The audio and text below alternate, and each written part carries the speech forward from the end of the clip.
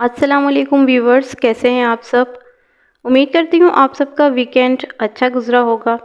آج آپ سب کے ساتھ میں ملک صفدر حیات کی ڈائری سے ایک اور کیس شیئر کروں گی جس کا نام ہے مجرم محرم۔ اگر آپ چینل پر نیو ہیں تو سبسکرائب کر کے بیل نوٹیفیکیشن کو آن کر لیجئے گا تاکہ جتنی بھی ویڈیوز میں اپلوڈ کروں اس کا نوٹیفیکیشن آپ کو سب سے پہلے مل سکے۔ تو آج کا کیس ہم شروع کرتے ہیں۔ میں نے جس وقت اپنے کمرے میں قدم رکھا، گھڑی دن کے 11 بجا رہی تھی۔ اس روز مجھے ڈیوٹی سنبھالنے میں تھوڑی دیر ہو گئی تھی۔ مجھ سے پہلے تھانے کا عملہ حاضر ہو چکا تھا۔ میں نے نیم دراز ہو کر کرسی کی پشت سے ٹیک لگا لی اور آنکھیں بند کر کے گہری گہری سانسیں لینے لگا۔ وہ موسم گرما کے دن تھے۔ اس روز سورج گویا سوے نیزے پر آ گیا تھا۔ ہر جانب چلچلاتی دھوپ کا راج تھا۔ زمین تپ کر تانبا ہو چکی تھی۔ ہوا بھی صبح سے بند تھی، جس کے باعث فضا میں گھٹن کا احساس پایا جاتا تھا۔ میں پچھلے 2 دن سے ملیریا بخار کی لپیٹ میں تھا۔ وہ بہت ہی سادہ زمانہ تھا۔ مچھر بھی نہایت ہی تمیزدار اور شریف النفس ہوا کرتے تھے۔ بس 2-4 دن کے لیے سادہ سے ملیریا بخار میں مبتلا کر دیا کرتے تھے۔ آج کل کی طرح جان لیوا ڈینگی فیور نہیں ہوا کرتا تھا۔ تھوڑی ہی دیر کے بعد ایک کانسٹیبل میرے کمرے میں آیا اور سیلیوٹ کرنے کے بعد یہ اطلاع دی، ملک صاحب، ادھر ساتھ والے محلے میں ایک عورت کی موت واقع ہو گئی ہے۔ موت واقع ہو گئی ہے؟ میں نے چونکے ہوئے لہجے میں کہا۔ کس طرح؟ اور اس کی موت کا پولیس تھانے سے کیا تعلق ہے؟ وہ جل کر مری ہے جناب، کانسٹیبل نے بتایا۔ اوہ، یہ کب کی بات ہے؟ ہمیں تھوڑی دیر پہلے ہی پتہ چلا ہے ملک صاحب، کانسٹیبل نے جواب دیا۔ اطلاع دینے والا بندہ باہر برآمدے میں بیٹھا ہے۔ ابھی تک کوئی کارروائی وغیرہ بھی ہوئی ہے یا؟ میں نے سوالیہ نظر سے کانسٹیبل کی طرف دیکھا۔ آپ کی آمد کا انتظار تھا جناب۔ ٹھیک ہے، اطلاع کنندہ کو اندر بھیجو، میں نے تحکمانہ انداز میں کہا۔ تھوڑی ہی دیر کے بعد مذکورہ شخص میرے سامنے حاضر تھا۔ اس کی عمر 30 اور 35 کے درمیان رہی ہوگی۔ اس نے اپنا نام فرید بتایا۔ فرید اس عورت کے پڑوس میں رہتا تھا جس کی موت جل جانے سے واقع ہوئی تھی۔ میں نے فرید سے 2-4 ضروری سوالات کیے اور حوالدار کو اپنے ساتھ لے کر جائے وقوع کی جانب روانہ ہو گیا۔ میں نے موقع پر پہنچ کر صورتحال کا جائزہ لیا۔ آگ باورچی خانے میں لگی تھی۔ میری آمد سے قبل محلے والوں نے اس خوفناک آگ پر قابو پا لیا تھا اور مذکورہ بدنصیب عورت کی سوختہ لاش کو باورچی خانے سے نکال کر صحن میں پہنچا دیا گیا تھا۔ متوفی کا نام فردوس بی بی معلوم ہوا۔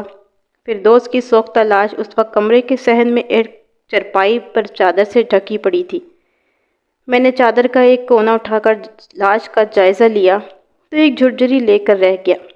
اس کا ویسے تو پورا بدن ہی کباب کی طرح جل چکا تھا، تاہم چہرے کی حالت بڑی ہیبت ناک اور رونگٹے کھڑے کر دینے والی تھی۔ اس کے خد و خال کو وحشی آگ نے مسلخ کر کے اس قدر بگاڑ دیا تھا کہ دیکھ کر خوف محسوس ہوتا تھا۔ میں نے نہایت ہی مختصر معائنے کے بعد لاش کو دوبارہ چادر سے ڈھانپ دیا اور پھر گھوم پھر کر جائے وقوع اور اس کے گرد و پیش کا جائزہ لینے لگا۔ جیسا کہ میں نے بتایا، آگ باورچی خانے کے اندر لگی اور یہ باورچی خانے گھر کی شمالی دیوار کے ساتھ بنا ہوا تھا اور باورچی خانے کے ساتھ ہی غسل خانہ واقع تھا۔ اس کے سامنے یعنی جنوبی دیوار کے ساتھ 2-3 پھلدار پیڑ لگے تھے۔ آگ کو سب سے پہلے فردوس بی بی کے پڑوسی فرید نے دیکھا تھا۔ وہ اس وقت اپنے گھر کی چھت پر موجود تھا۔ فرید چونکہ اس واقعے کا چشمدید گواہ تھا، لہٰذا میں نے سب سے پہلے اس سے پوچھ گچھ کی۔ اس نے میرے سوال کے جواب میں بتایا، تھانے دار صاحب، میں نے اس وقت کسی ضروری کام سے اپنے گھر کی چھت پر چڑھا تھا۔ مجھے ساتھ والے گھر کے باورچی خانے سے دھواں سا اٹھتا نظر آیا۔ میں نے اس دھوئیں پر پہلے کوئی توجہ نہیں دی، لیکن جب میں نے کالے بادلوں کی طرح خوفناک صورت اختیار کر لی تو مجھے تشویش ہوئی۔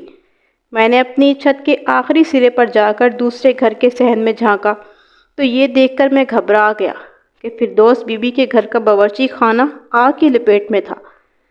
میں فوراً چھت سے نیچے اترا اور باہر گلی میں جا کر محلے والوں کو اس اندھوناک واقعے کے بارے میں بتایا۔ دیکھتے ہی دیکھتے میری پکار پر گلی میں درجن بھر افراد جمع ہو گئے۔ فردوس کے گھر کا بیرونی دروازہ کھلا ہوا تھا۔ ہم آنن فانن اندر پہنچے اور یہ دیکھ کر ہمیں حیرت ہوئی کہ باورچی خانے کا دروازہ باہر سے بند تھا۔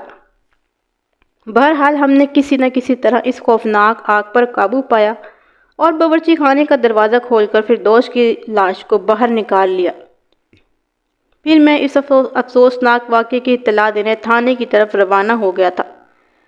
فرید کا بیان دیکھنے میں نہایت ہی سیدھا سادہ لگتا تھا، لیکن مجھے اس بیان کے اندر متعدد سنسنی خیز انکشافات نظر آ گئے تھے، اور فرید کی بات سن کر میرا ذہن بیک وقت کئی زاویوں پر سوچنے لگا تھا۔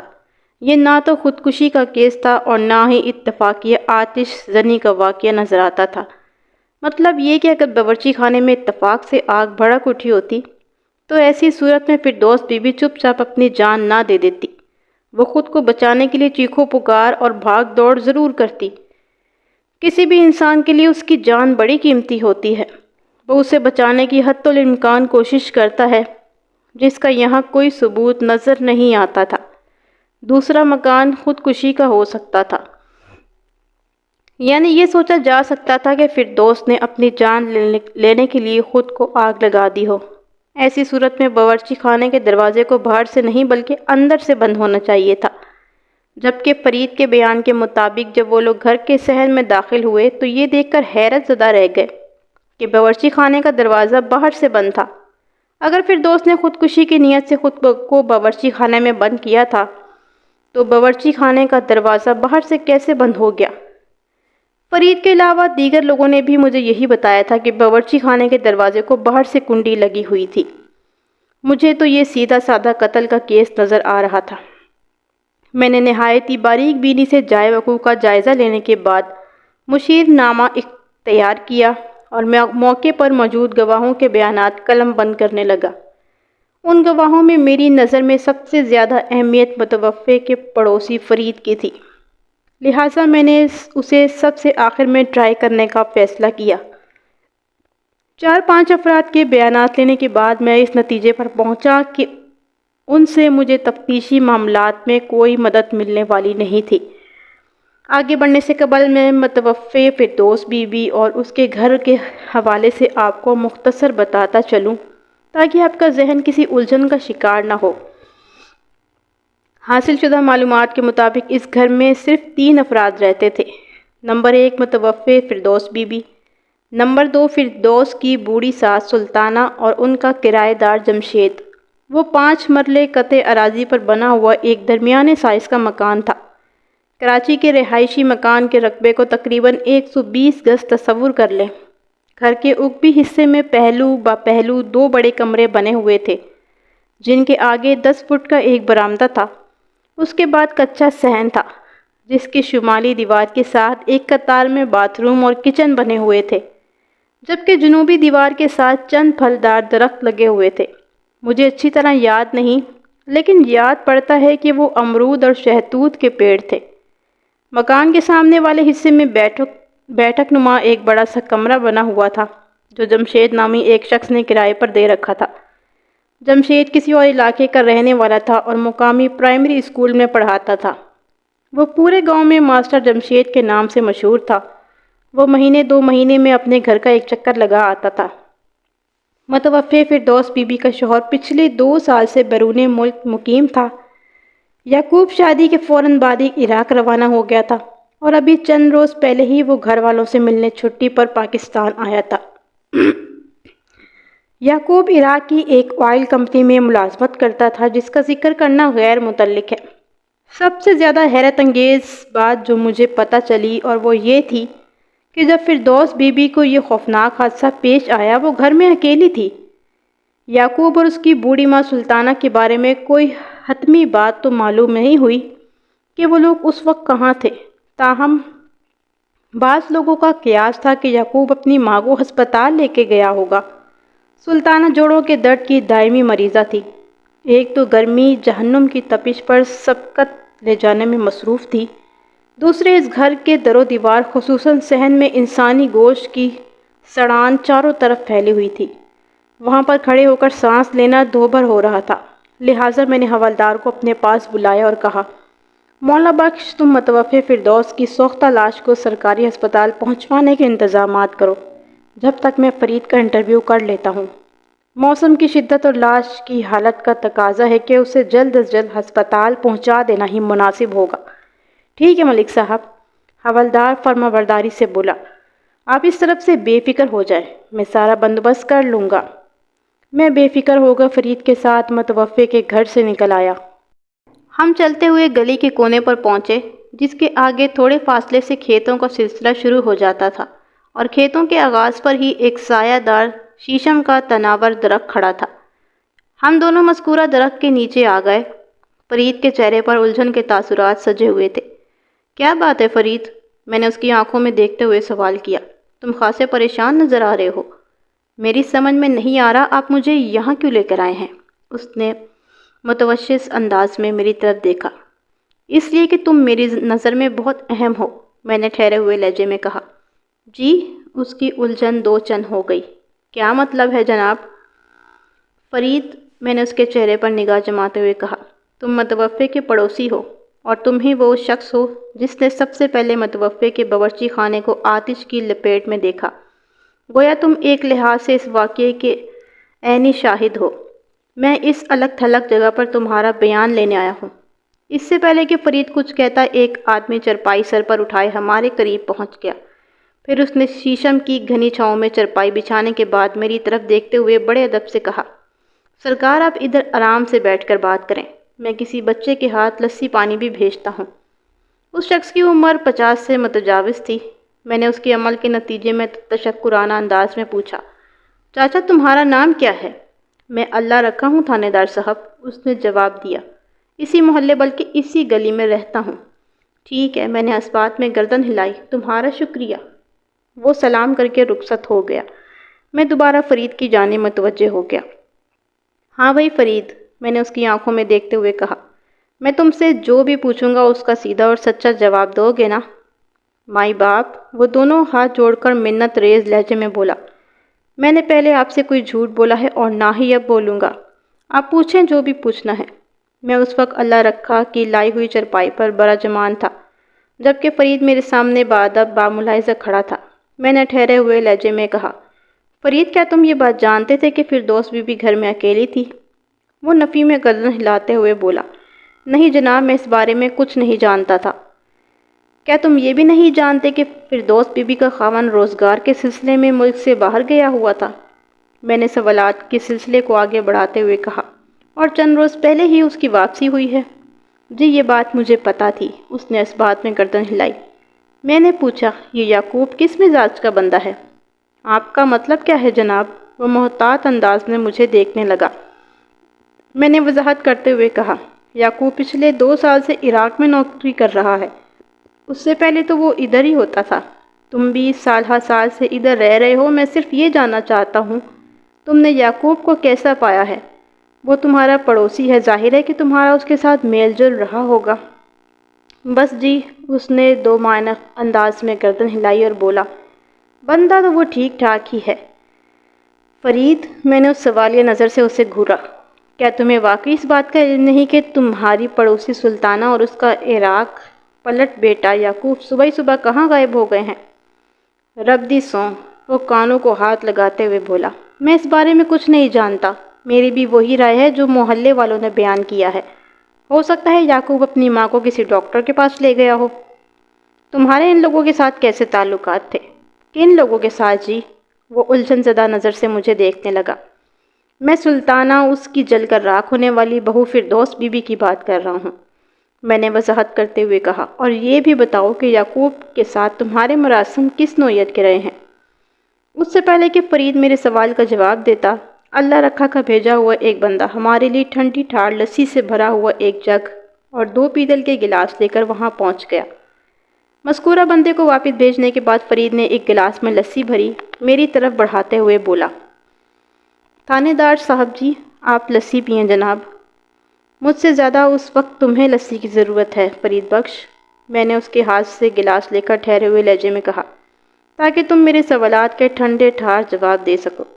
اس نے میرے حکم کی تعمیل کرتے ہوئے اپنے لیے بھی لسی کا ایک گلاس تیار کر لیا، پھر میری سوالیہ نظر کے جواب میں بولا، تھانے دار صاحب یہ لوگ میرے پڑوسی ہیں۔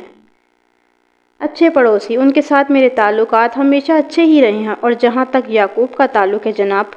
وہ سانس درست کرنے کے لیے متوقف ہوا، پھر اضافہ کرتے ہوئے بولا، وہ جب یہاں تھا تو اس کے ساتھ میرا اٹھنا بیٹھنا بھی تھا، پھر وہ عراق چلا گیا، اب 2 سال بعد واپس آیا ہے تو بھی بہت اچھی طرح ملا ہے۔ پڑوسی ہونے کے ناطے تم نے یعقوب کے گھر پر تو گہری نظر رکھی ہوگی، میں نے ٹٹولنے والے انداز میں پوچھا۔ یعقوب تو یہاں تھا نہیں، اور اس کی بیوی متوفی فردوس بھی گھر میں اکیلی ہوتی تھی جناب۔ وہ الجھن زدہ نظر سے مجھے دیکھتے ہوئے بولا، میں فردوس بی کو اپنی بہن کی طرح سمجھتا ہوں، میں اس پر بری نظر ڈالنے کے بارے میں سوچ بھی نہیں سکتا۔ اوئے بری نظر کے گھوڑے، میں نے اسے ڈانٹا، میں نے کب کہا ہے کہ تم یعقوب کی غیر موجودگی میں فردوس پر میلی نظر ڈالتے ہوگے؟ پھر جناب، وہ بھونچکار نظر سے مجھے دیکھنے لگا۔ میرا اشارہ ماسٹر جمشید کی طرف ہے، میں نے وضاحت کرتے ہوئے کہا۔ سلطانہ نے ایک نامحرم کو بھی تو اپنے گھر میں کرایہ دار بنا رکھا ہوا ہے۔ اس کے چہرے پر ایک سنسنی خیز رنگ آ کر گزر گیا۔ مجھے یہ سمجھنے میں دیر نہ لگی کہ اس کے ذہن میں جو کچھ بھی تھا تہلکہ ڈال دینے والا تھا۔ وہ ہچکچاہٹ میں مبتلا دیکھ کر میں نے تنبیہی انداز میں کہا، فرید بخش، اگر تم نے کوئی چھوٹی سے چھوٹی سچائی بھی مجھ سے چھپانے کی کوشش کی تو میں تمہارا وہ حشر کروں گا کہ کسی کو بتاتے ہوئے بھی تمہیں ڈھیر ساری شرم آئے گی۔ وہ دونوں ہاتھوں سے اپنے دونوں کانوں کو پکڑتے ہوئے توبہ کرنے والے انداز میں بولا، سرکار میری توبہ جو میں آپ سے کوئی غلط بیانی کروں، تو پھر مجھے بتاؤ حقیقت کیا ہے؟ میں نے تیز نظروں سے گھورا۔ جب میں نے ماسٹر جمشید کا ذکر کیا تو تمہارے چہرے کے تاثرات میں ہنگامی تبدیلی کیوں پیدا ہوئی تھی؟ میں سمجھتا ہوں ماسٹر جمشید کی ذات کے حوالے سے تمہارے دل و دماغ میں بہت کچھ چھپا ہوا ہے۔ کیا میں غلط کہہ رہا ہوں؟ نہیں جناب، اس نے نفی میں گردن ہلائی اور بولا، کیسے زبان کھولوں جناب، پڑوس کا معاملہ ہے، اور تو پھر میں تمہیں اپنے ساتھ تھانے لے چلتا ہوں، میں نے دھمکی دینے والے انداز میں کہا۔ وہاں پہنچ کر تمہاری زبان فر چلنے لگے گی۔ مائی باپ، وہ دونوں ہاتھ جوڑ کر کھڑا ہو گیا۔ یہ غضب نہ کریں سرکار، میں آپ کو سب کچھ سچ بتا دیتا ہوں، لیکن وعدہ کریں کہ آپ یعقوب کو میرے بارے میں کچھ نہیں بتائیں گے کہ میں نے اس کی بیوی کے حوالات سے آپ سے کوئی بھی بات کی ہے۔ میں اس وقت تک ایسا کوئی وعدہ نہیں کر سکتا جب تک اصل معاملہ میرے علم میں نہ آ جائے، میں نے سخت لہجے میں کہا۔ بتاؤ متوفی فردوس بی کے حوالے سے تم کون سا انکشاف کرنے والے ہو؟ چند لمحات تک تذبذب میں رہنے کے بعد اس نے کہا، ماسٹر جمشید کوئی پچھلے 1 سال سے سلطانہ کی بیٹھک میں کرایہ دار کی حیثیت سے رہ رہا ہے۔ جب سلطانہ ماسٹر کو یہ بیٹھک کرائے پر دے رہی تھی تو اس وقت میں نے سلطانہ کو سمجھایا تھا کہ وہ ماسٹر کو اپنے گھر میں نہ رکھے، وہ کوئی اچھا آدمی نہیں، لیکن سلطانہ نے میری ایک نہ سنی اور وہی کیا جو اس کے ذہن میں سمایا ہوا تھا۔ کیا مطلب؟ وہ سانس لینے کے لیے تھما تو میں نے ٹٹولنے والے انداز میں پوچھا، تم نے ماسٹر جمشید کی کس بات سے یہ اندازہ قائم کیا تھا کہ وہ کوئی اچھا آدمی نہیں؟ جناب، یہ بندہ مجھے شکل ہی سے ٹھیک نہیں لگا تھا، وہ برا سا منہ بناتے ہوئے بولا، اس لیے میں نے سلطانہ کو سمجھانے کی کوشش کی تھی کہ اس کا جوان بہو کا ساتھ ہے، کسی نامحرم کو یوں گھر میں رکھ لینا اچھی بات نہیں، لیکن جب اس نے کرائے کے لالچ میں میری بات پر توجہ نہیں دی تو میں بھی خاموش ہو گیا۔ آخری جملہ اس نے مجھ پر نگاہ چراتے ہوئے ادا کیا تھا۔ میں فوراً سمجھ گیا کہ دال میں کچھ کالا ہے، وہ کوئی اہم بات مجھ سے چھپانے کی کوشش کر رہا تھا۔ میں نے کڑکدار آواز میں کہا، لگتا ہے تمہیں حوالات کی ہوا کھلائے بغیر بات نہیں بنے گی۔ تھانے دار صاحب، میں نے کوئی جرم نہیں کیا، وہ گھگھیانے لگا، آپ مجھے تھانے کچہری کے چکر میں نہ ڈالیں، اگر تم واقعی ان چکروں سے بچنا چاہتے ہو تو الف کی طرح سیدھے ہو جاؤ، میں نے غراہٹ آمیز انداز میں کہا۔ میں اچھی طرح جانتا ہوں اور یہ جانکاری مجھے تمہاری آنکھوں نے دی ہے کہ سلطانہ کی طرف سے ہونے کے بعد تم نے صبر کیا تھا اور نہ ہی خاموش ہو کر بیٹھے تھے، بلکہ تم مسلسل اسٹور میں لگے رہے تھے ماسٹر اور فردوس بی کے درمیان کیا چکر چل رہا ہے، اور تم نے اس سلسلے میں بہت سی کرامر باتیں بھی جان لی تھی۔ میں نے لمحاتی توقف کر کے ایک گہری سانس لی، پھر سے سرسراتے ہوئے لہجے میں اضافہ کیا، کیا میں غلط کہہ رہا ہوں؟ نہیں سرکار۔ میں چونکہ غلط نہیں کہہ رہا تھا اس لیے وہ انکار کی ہمت نہ کر سکا اور جلدی سے بولا، آپ بالکل ٹھیک کہہ رہے ہیں، میں نے فردوس اور ماسٹر کے حوالے سے اچھی خاصی تحقیق کی ہے۔ کیسی تحقیق؟ میں نے استفساری نظر سے اس کی طرف دیکھا۔ میں تمہاری کارکردگی کی تفصیل جاننا چاہتا ہوں۔ اچھا جی۔ اس نے ایک گہری سانس خارج کی اور وضاحت کرتے ہوئے بولا، تھانے دار جی، میں سلطانہ کو سمجھانے سے تو باز آ گیا تھا، لیکن میں نے فردوس کے معاملے پر گہری نظر رکھی تھی۔ جلد ہی یہ بات میرے علم میں آ گئی تھی کہ یعقوب تو محنت مزدوری کرنے ملک سے باہر گیا ہوا تھا، اور اس کی غیر موجودگی میں فردوس ماسٹر جمشید کے ساتھ ایک خطرناک کھیل کھیل رہی تھی۔ فردوس پوری طرح ماسٹر کی طرف مائل ہو چکی تھی۔ میں نے کئی بار سوچا کہ سلطانہ سے بات کروں، لیکن اس خیال سے خاموش رہا کہ وہ میری بات کا یقین نہیں کرے۔ وہ الٹا مجھے کو سنائے گی اور خام خواہ اس کی بہو پر الزام لگا رہا ہوں۔ یہ تو میں دیکھ رہا تھا کہ سلطانہ ماسٹر جمشید پر اندھا بھروسہ کرنے لگی تھی، لہٰذا میں نے خاموش رہنا ہی مناسب سمجھا۔ تمہارا کیا خیال ہے؟ میں نے سوال کیا۔ سلطانہ اپنی بہو اور ماسٹر جمشید کے تعلق سے بے خبر ہی تھی؟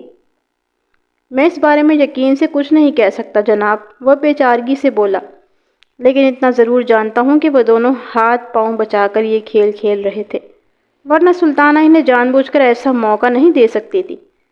ساس بہو میں چاہے کتنی بھی نا اتفاقی کیوں نہ ہو، مگر سلطانہ اپنے بیٹے کے گھر کو تو آگ نہیں لگا سکتی تھی۔ فرید بخش کی ایک بات نے مجھے چونکنے پر مجبور کر دیا۔ میں نے اس کی آنکھوں میں جھانکتے ہوئے سوال کیا، کیا سلطانہ اور فردوس کے درمیان اتفاق نہیں تھا؟ بالکل نہیں جناب، وہ بڑے مضبوط لہجے میں بولا، اکثر ان کے گھر سے لڑائی جھگڑے کی آوازیں سنائی دیتی رہتی تھی۔ ہوں، میں نے سوچ میں ڈوبے ہوئے لہجے میں کہا، یعقوب کو یہاں چند روز ہو گئے ہیں، کیا تم نے فردوس اور ماسٹر والے معاملات کے بارے میں اسے کچھ بتایا تھا؟ نہیں جی، اس نے نفی میں گردن ہلائی۔ میں نے اسے کچھ بتانا مناسب نہیں سمجھا۔ خواہ مخواہ میاں بیوی کے درمیان جھگڑا کرانے کی مجھے کیا ضرورت پڑی تھی؟ لیکن یعقوب تمہارا پڑوسی اور پرانا جاننے والا ہے، میں نے ایک ایک لفظ پر زور دیتے ہوئے کہا، اور تمہارے اس کے ساتھ بہت اچھے تعلقات بھی رہے ہیں۔ تمہارا تو فرض بنتا تھا کہ پہلی فرصت میں یعقوب کو صورتحال سے آگاہ کر دو، تم نے ایسا کیوں نہیں کیا؟ میں نے سوچا یعقوب واپس آ ہی گیا ہے تو سارا معاملہ خود اپنی آنکھوں سے دیکھ لے گا، اس نے لا تعلقی کے انداز میں جواب دیا۔ فردوس بیوی بھی یہاں ہے اور ماسٹر جمشید بھی، میں خواہ مخواہ کیوں خود کو برا بناؤں؟ لیکن کیا فرید بخش؟ وہ بولتے بولتے رکا تو میں نے پوچھا، لیکن مجھے ایسا لگتا ہے کہ یعقوب کو اپنی بیوی کی پریم کہانی کی خبر ہو گئی تھی، فرید نے جواب دیا تو میں چونک اٹھا۔ تمہیں کس بات سے ایسا لگا؟ میں نے پوچھا۔ پچھلی رات دونوں میاں بیوی کے بیچ بڑا شدید جھگڑا ہوا تھا۔ تمہیں ان کے جھگڑے کے بارے میں کیسے پتہ چلا؟ میرے اور یعقوب کے گھروں کے درمیانی دیوار خاصی نیچی ہے جناب، وہ وضاحت کرتے ہوئے بولا، اتنی نیچی کہ ادھر سے ادھر بڑی آسانی کے ساتھ بات سنی جا سکتی ہے۔ رات کو میں پیشاب کرنے کے لیے اٹھا تو دیوار کی دوسری جانب مجھے یعقوب اور فردوس کے تیز تیز باتیں کرنے کی آوازیں سنائی دی۔ مجھے یہی محسوس ہوا کہ وہ آپس میں جھگڑا کر رہے تھے۔ پھر تو تمہیں یہ بھی معلوم ہوگا کہ وہ لوگ کس بات پر جھگڑا کر رہے تھے؟ میں نے تیکھے لہجے میں سوال کیا۔ یہ تو نہیں ہو سکتا کہ تم نے ان کے جھگڑے کی آوازوں کو نظر انداز کر دیا ہو اور اطمینان سے جا کر سو گئے ہو؟ آپ ٹھیک کہتے ہیں جناب، وہ شرمندہ سی صورت بنا کر بولا۔ میں کان لگا کر بڑے دھیان سے ان کی باتیں سنی تھی اور ان کے جھگڑنے کا سبب میری سمجھ میں آ گیا تھا۔ فرید بخش بجارتے نہیں ڈالو۔ وہ بات ادھوری چھوڑ کر خاموش ہوا تو میں نے دھمکی آمیز لہجے میں کہا، میں تمہیں پہلے بھی صاف صاف کہہ چکا ہوں کہ صاف اور واضح الفاظ میں حقیقت مجھے بتاؤ۔ میں جاننا چاہتا ہوں کہ وہ میاں بیوی کس بات پر جھگڑا کر رہے تھے۔ آنے والے 10 منٹ میں فرید بخش نے مجھے جو تفصیل سنائی اس کا خلاصہ اتنا سا ہے کہ یعقوب کو ماسٹر جمشید کے حوالے سے اپنی بیوی متوفی فردوس بیوی کے کردار پر شک ہو گیا تھا۔ میں نے پوری توجہ سے اس کی بات سنی اور اس کے خاموش ہونے پر کہا، یہ ماسٹر جمشید بھی کہیں نظر نہیں آ رہا، پتہ نہیں اسے فردوس بیوی کی المناک موت کی خبر ہوئی ہے یا نہیں؟ خبر کیسے نہیں ہوگی جناب، وہ عجیب سے لہجے میں بولا، اس وقت پورے محلے کو پتہ چل چکا ہے کہ فردوس بیوی باورچی خانے کے اندر جل کر مر گئی ہے اور اس کا اسکول بھی اسی محلے میں ہے۔ پھر جب کسی علاقے میں پولیس آتی ہے تو پھر کچھ بھی نہیں چھپا رہ سکتا۔ اس کی بات میں وزن تھا۔ میں نے ادھر ادھر نظر دوڑاتے ہوئے کہا، لیکن اتنی بڑی خبر سن کر ماسٹر جمشید یہاں تک کیوں نہیں پہنچا؟ ہو سکتا ہے اسے فردوس کی موت کا علم ہو گیا اور وہ جان بوجھ کر کہیں ادھر سے ادھر کھسک گیا ہو۔ فرید نے خیال ظاہر کیا۔ کل تو وہ ادھر ہی تھا، میں نے جب جمعے کی نماز کے بعد اسے محلے میں دیکھا تھا۔ آج یعنی جس روز متوفی فردوس بی بی کو وہ افسوسناک واقعہ پیش آیا، ہفتے کا دن تھا۔ اس حساب سے فرید کا بیان درست تھا کہ اس نے گزشتہ روز یعنی جمعے کے دن ماسٹر جمشید کو محلے میں دیکھا تھا۔ میں نے اس کی آنکھوں میں دیکھتے ہوئے اچانک سوال کیا، فرید بخش، تمہارے خیال میں فردوس بی بی کو کس نے قتل کیا ہوگا؟ قتل؟ وہ وحشت زدہ نظر سے مجھے تکنے لگا۔ لیکن جناب، وہ تو جل کر مری ہے۔ یہ ایک اتفاقیہ حادثہ تھا۔ ہرگز نہیں فرید بخش، میں نے اپنی بات پر زور دیتے ہوئے وضاحت کی۔ تم نے مجھے بتایا ہے کہ جب تم لوگ آگ اور دھواں کو دیکھ کر سلطانہ کے گھر کے اندر پہنچے تو باورچی خانے کو آگ کی لپیٹ میں پایا، اور جب تم لوگوں نے باورچی خانے کے اندر داخل ہونا چاہا تو اس کے دروازے کو باہر سے کنڈی لگی ہوئی تھی۔ فردوس گھر میں اکیلی تھی، لہٰذا وہ باورچی خانے میں بند ہو کر باہر سے کنڈی نہیں لگا سکتی تھی۔ چنانچہ اس نے خودکشی کے امکان کو 100% خارج کرنا ہوگا۔ میں نے لمحاتی توقف کر کے ایک گہری سانس لی، پھر اپنی بات کو آگے بڑھاتے ہوئے کہا، میں اس حوالے سے کچھ بھی نہیں سوچ سکتا کہ فرید بی بی باورچی خانے میں کام کاج میں مصروف تھی اور کسی نے شرارت سے دروازے کو باہر سے کنڈی لگا دی اور پھر اتفاق سے اس کے کپڑوں میں آگ بھڑک اٹھی، کیونکہ اس تھیوری میں بہت سے نقائص ہیں۔ نمبر 1، آج کل جس شدت کی گرمی پڑ رہی ہے اس میں باورچی خانے کا دروازہ بند کر کے کام کرنے کا سوال ہی پیدا نہیں ہوتا۔ نمبر 2، اگر فردوس کپڑوں میں آگ بھڑکنے سے جل کر مری ہوتی تو موت کے منہ میں جانے سے پہلے وہ چیخ چلا کر خود کو بچانے کی ہر ممکن کوشش کرتی۔ کیا تم لوگوں نے فردوس کی ایسی کوئی پکار یا فریاد سنی؟ تو پھر ایک ہی امکان باقی رہ جاتا ہے، میں نے سوچ میں ڈوبے ہوئے لہجے میں کہا۔ وہ کیا؟ وہ پھٹی پھٹی آنکھوں سے مجھے تکنے لگا۔ فردوس کو پہلے قتل کیا گیا ہے، میں نے ٹھہرے ہوئے لہجے میں کہا، پھر باورچی خانے میں پھینک کر اسے سپرد آگ کیا گیا، اور جب آگ نے پوری طرح اسے لپیٹ میں لے لیا تو باورچی خانے کو باہر سے بند کر دیا گیا۔ لیکن وہ حیرت سے بولا، ایسا کس نے کیا ہوگا؟ فردوس کے قاتل نے، میں نے سنسنی خیز انداز میں کہا۔ قاتل کون؟ میں نہیں جانتا، مگر مجھے اسی کی تلاش ہے، میں نے ٹھوس لہجے میں کہا۔ پھر پوچھا، فرید بخش، کیا تم قاتل کے بارے میں جانتے ہو؟ نہیں جناب، وہ نفی میں گردن ہلاتے ہوئے بولا، بالکل نہیں سرکار۔ بات ختم کرتے ہی وہ اس راستے کی جانب دیکھنے لگا جو اس محلے کی طرف آتا تھا۔ میں نے فرید بخش کی نگاہ کا تعاقب کیا اور مذکورہ کچے راستے پر مجھے ایک تانگا اپنی طرف نظر آیا۔ میں نے فرید بخش سے استفسار کیا، کیا کوئی خاص بات ہے؟ مجھے لگتا ہے یعقوب اور سلطانہ واپس آ گئے ہیں، اس نے بتایا۔ یہ تو بہت اچھا ہوا، میں نے گہری سانس خارج کی، مجھے بھی انہی کا انتظار تھا۔ تو پھر میں جاؤں سرکار؟ وہ جلدی سے بولا، میں کافی دیر سے گھر سے نکلا ہوا ہوں۔ جاؤ، میں نے چرپائی سے اٹھتے ہوئے کہا، لیکن کہیں ادھر ادھر نہیں ہو جانا، آج کا دن تم محلے سے باہر قدم نہیں نکالو گے، مجھے کسی بھی وقت تمہاری ضرورت پیش آ سکتی ہے۔ جو آپ کا حکم سرکار۔ وہ دونوں ہاتھ جوڑ کر کھڑا ہو گیا۔ محلے والوں کا اندازہ درست تھا کہ یعقوب اپنی والدہ سلطانہ کو جوڑوں کے ایک ڈاکٹر کو دکھانے شہر لے گیا تھا۔ سلطانہ کی عمر 50 سے متجاوز تھی اور وہ جوڑوں کی دائمی مرض میں مبتلا تھی۔ وہ شکل سے ایک تیز ترار اور چلتا پرزا قسم کی عورت نظر آتی تھی۔ یعقوب کی عمر کا اندازہ میں نے 50 کے قریب کیا۔ وہ ایک دبلا پتلا اور پستہ کامت شخص تھا، اس کے سر کے بال اڑنا شروع ہو چکے تھے۔ میں دوبارہ جائے وقوع پر آ گیا تھا۔ اب متوفی فردوس کے سوختہ بدن سے سڑان کے بھپکے نہیں اٹھ رہے تھے، لہٰذا میں شہتوت کے پیڑ کے نیچے کھڑے ہو کر موقع کی کارروائی کو آگے بڑھانے لگا۔ سلطانہ اور یعقوب کو اس سہانے کی خبر ہوئی تو گویا ان پر غم کا پہاڑ ٹوٹ پڑا۔ سلطانہ نے اس واقعے کے بارے میں سنتے ہی واویلا شروع کر دیا تھا۔ یعقوب کی حالت بھی خراب ہو رہی تھی، تاہم اس نے خود کو بڑی مضبوطی سے سنبھال رکھا تھا۔ سلطانہ نے تو باقاعدہ رونا بھی شروع کر دیا تھا۔ اسی وقت حوالدار مولا بخش میرے پاس آیا اور کہا، ملک صاحب، میں نے اس تانگے والے کو روک رکھا ہے جو ان ماں بیٹے کو لے کر شہر سے یہاں پہنچا ہے۔ اگر آپ کی اجازت ہو تو میں اسی تانگے میں فردوس بی بی کی لاش کو سرکاری ہسپتال لے جاتا ہوں۔ نیکی اور پوچھ میں نے اجازت دیتے والے انداز میں کہا۔ تم لاش کو لے کر فوراً ہسپتال کی طرف روانہ ہو جاؤ۔ یعقوب بھی میرے نزدیک ہی کھڑا تھا۔ جب اسے پتہ چلا کہ میں متوفی فردوس کی سوختہ لاش کو سرکاری ہسپتال بھجوا رہا ہوں تو وہ جلدی سے بولا، جناب آپ میری بیوی کی لاش کو ہسپتال کیوں بھیج رہے ہیں؟ پوسٹ مارٹم کے لیے، میں نے ٹھہرے ہوئے لہجے میں کہا۔ خدا کا خوف کریں سرکار، وہ خفگی بھرے انداز میں بولا۔ اب اس بیچاری کے بدن میں بچا ہی کیا ہے جس کی چیر پھاڑ کریں گے؟ پوسٹ مارٹم کا معاملہ مردے کی چیر پھاڑ تک ہی محدود نہیں ہوتا یعقوب، میں نے سرسراتی ہوئی آواز میں کہا۔ بدن کی ہڈیاں بھی بازبان میڈیکل بہت سی انکہی انسنی کہانیاں بیان کرتی ہیں۔ شاید وہ میری بات کی تہہ تک نہ پہنچ سکا، جلدی سے بولا، کیا مطلب ہے آپ کا؟ مطلب یہ کہ میں نے اس کی آنکھوں میں جھانکتے ہوئے کہا، تمہاری بیوی کو کوئی اتفاقی حادثہ پیش نہیں آیا۔ میری ابتدائی تحقیق کے مطابق فردوس بیوی کو باقاعدہ قتل کیا گیا ہے۔ اس کی ہڈیوں کا تجزیہ اس راز کو کھول دے گا کہ فردوس کی موت کس نوعیت کی صورتحال میں واقع ہوئی ہے۔ اس کی حیرت دو چند ہو گئی۔ یہ آپ کیا کہہ رہے ہیں جناب؟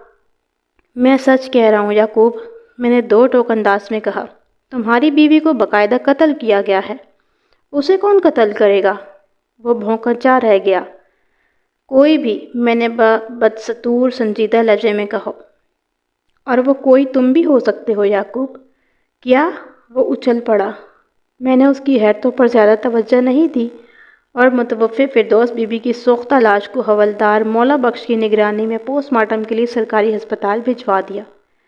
انہوں نے میری اس کارروائی پر واویلا تو بہت مچایا، لیکن کار سرکار کے دوران میں نے ان کی کسی بات کو کوئی اہمیت نہ دی۔ پھر لاش کو وہاں سے روانہ کرنے کے بعد ان ماں بیٹے کی طرف متوجہ ہو گیا۔ ان کے ابتدائی بیان سے مجھے پتہ چلا کہ وہ دونوں آج لگ بھگ 7 بجے گھر سے نکلے تھے اور فردوس بیوی کو بالکل ٹھیک ٹھاک گھر چھوڑ کر وہ شہر کی طرف گئے تھے، اور یہ کہ انہیں فردوس کو پیش آنے والے اس افسوسناک واقعے کے بارے میں کچھ بھی علم نہیں تھا۔ یہ بیان چونکہ میرے لیے تسلی بخش نہیں تھا، لہٰذا میں نے انہیں الگ الگ تنہائی میں گھسنے کا فیصلہ کیا اور یعقوب کو وہاں سے جانے کا کہہ کر خود سلطانہ کو لے کر بیٹھ گیا۔ شہتوت کے پیڑ کے نیچے اتنی چھاؤں تھی کہ ہم باسہولت وہاں بیٹھ کر بات چیت کر سکتے تھے۔ میں نے اخلاقی طور پر پہلے تو سلطانہ سے اس اندھوناک واقعے کے حوالے سے دلی ہمدردی اور گہرے رنج و غم کا اظہار کیا، پھر سوالات کا سلسلہ شروع کیا۔ سلطانہ، مجھے پتہ چلا ہے کہ تم نے اپنے گھر کی بیٹھک کسی کو کرائے پر دے رکھی ہے۔ جی تھانے دار صاحب، اس نے اس بات میں گردن ہلائی۔ اس بندے کا نام ماسٹر جمشید ہے جی، وہ ہمارے محلے کے اسکول میں بچوں کو پڑھاتا ہے جناب۔ پچھلے 2 سال سے تمہارا بیٹا یعقوب ملک سے باہر روزی کمانے گیا ہوا تھا، میں نے چپتے ہوئے لہجے میں سوال کیا۔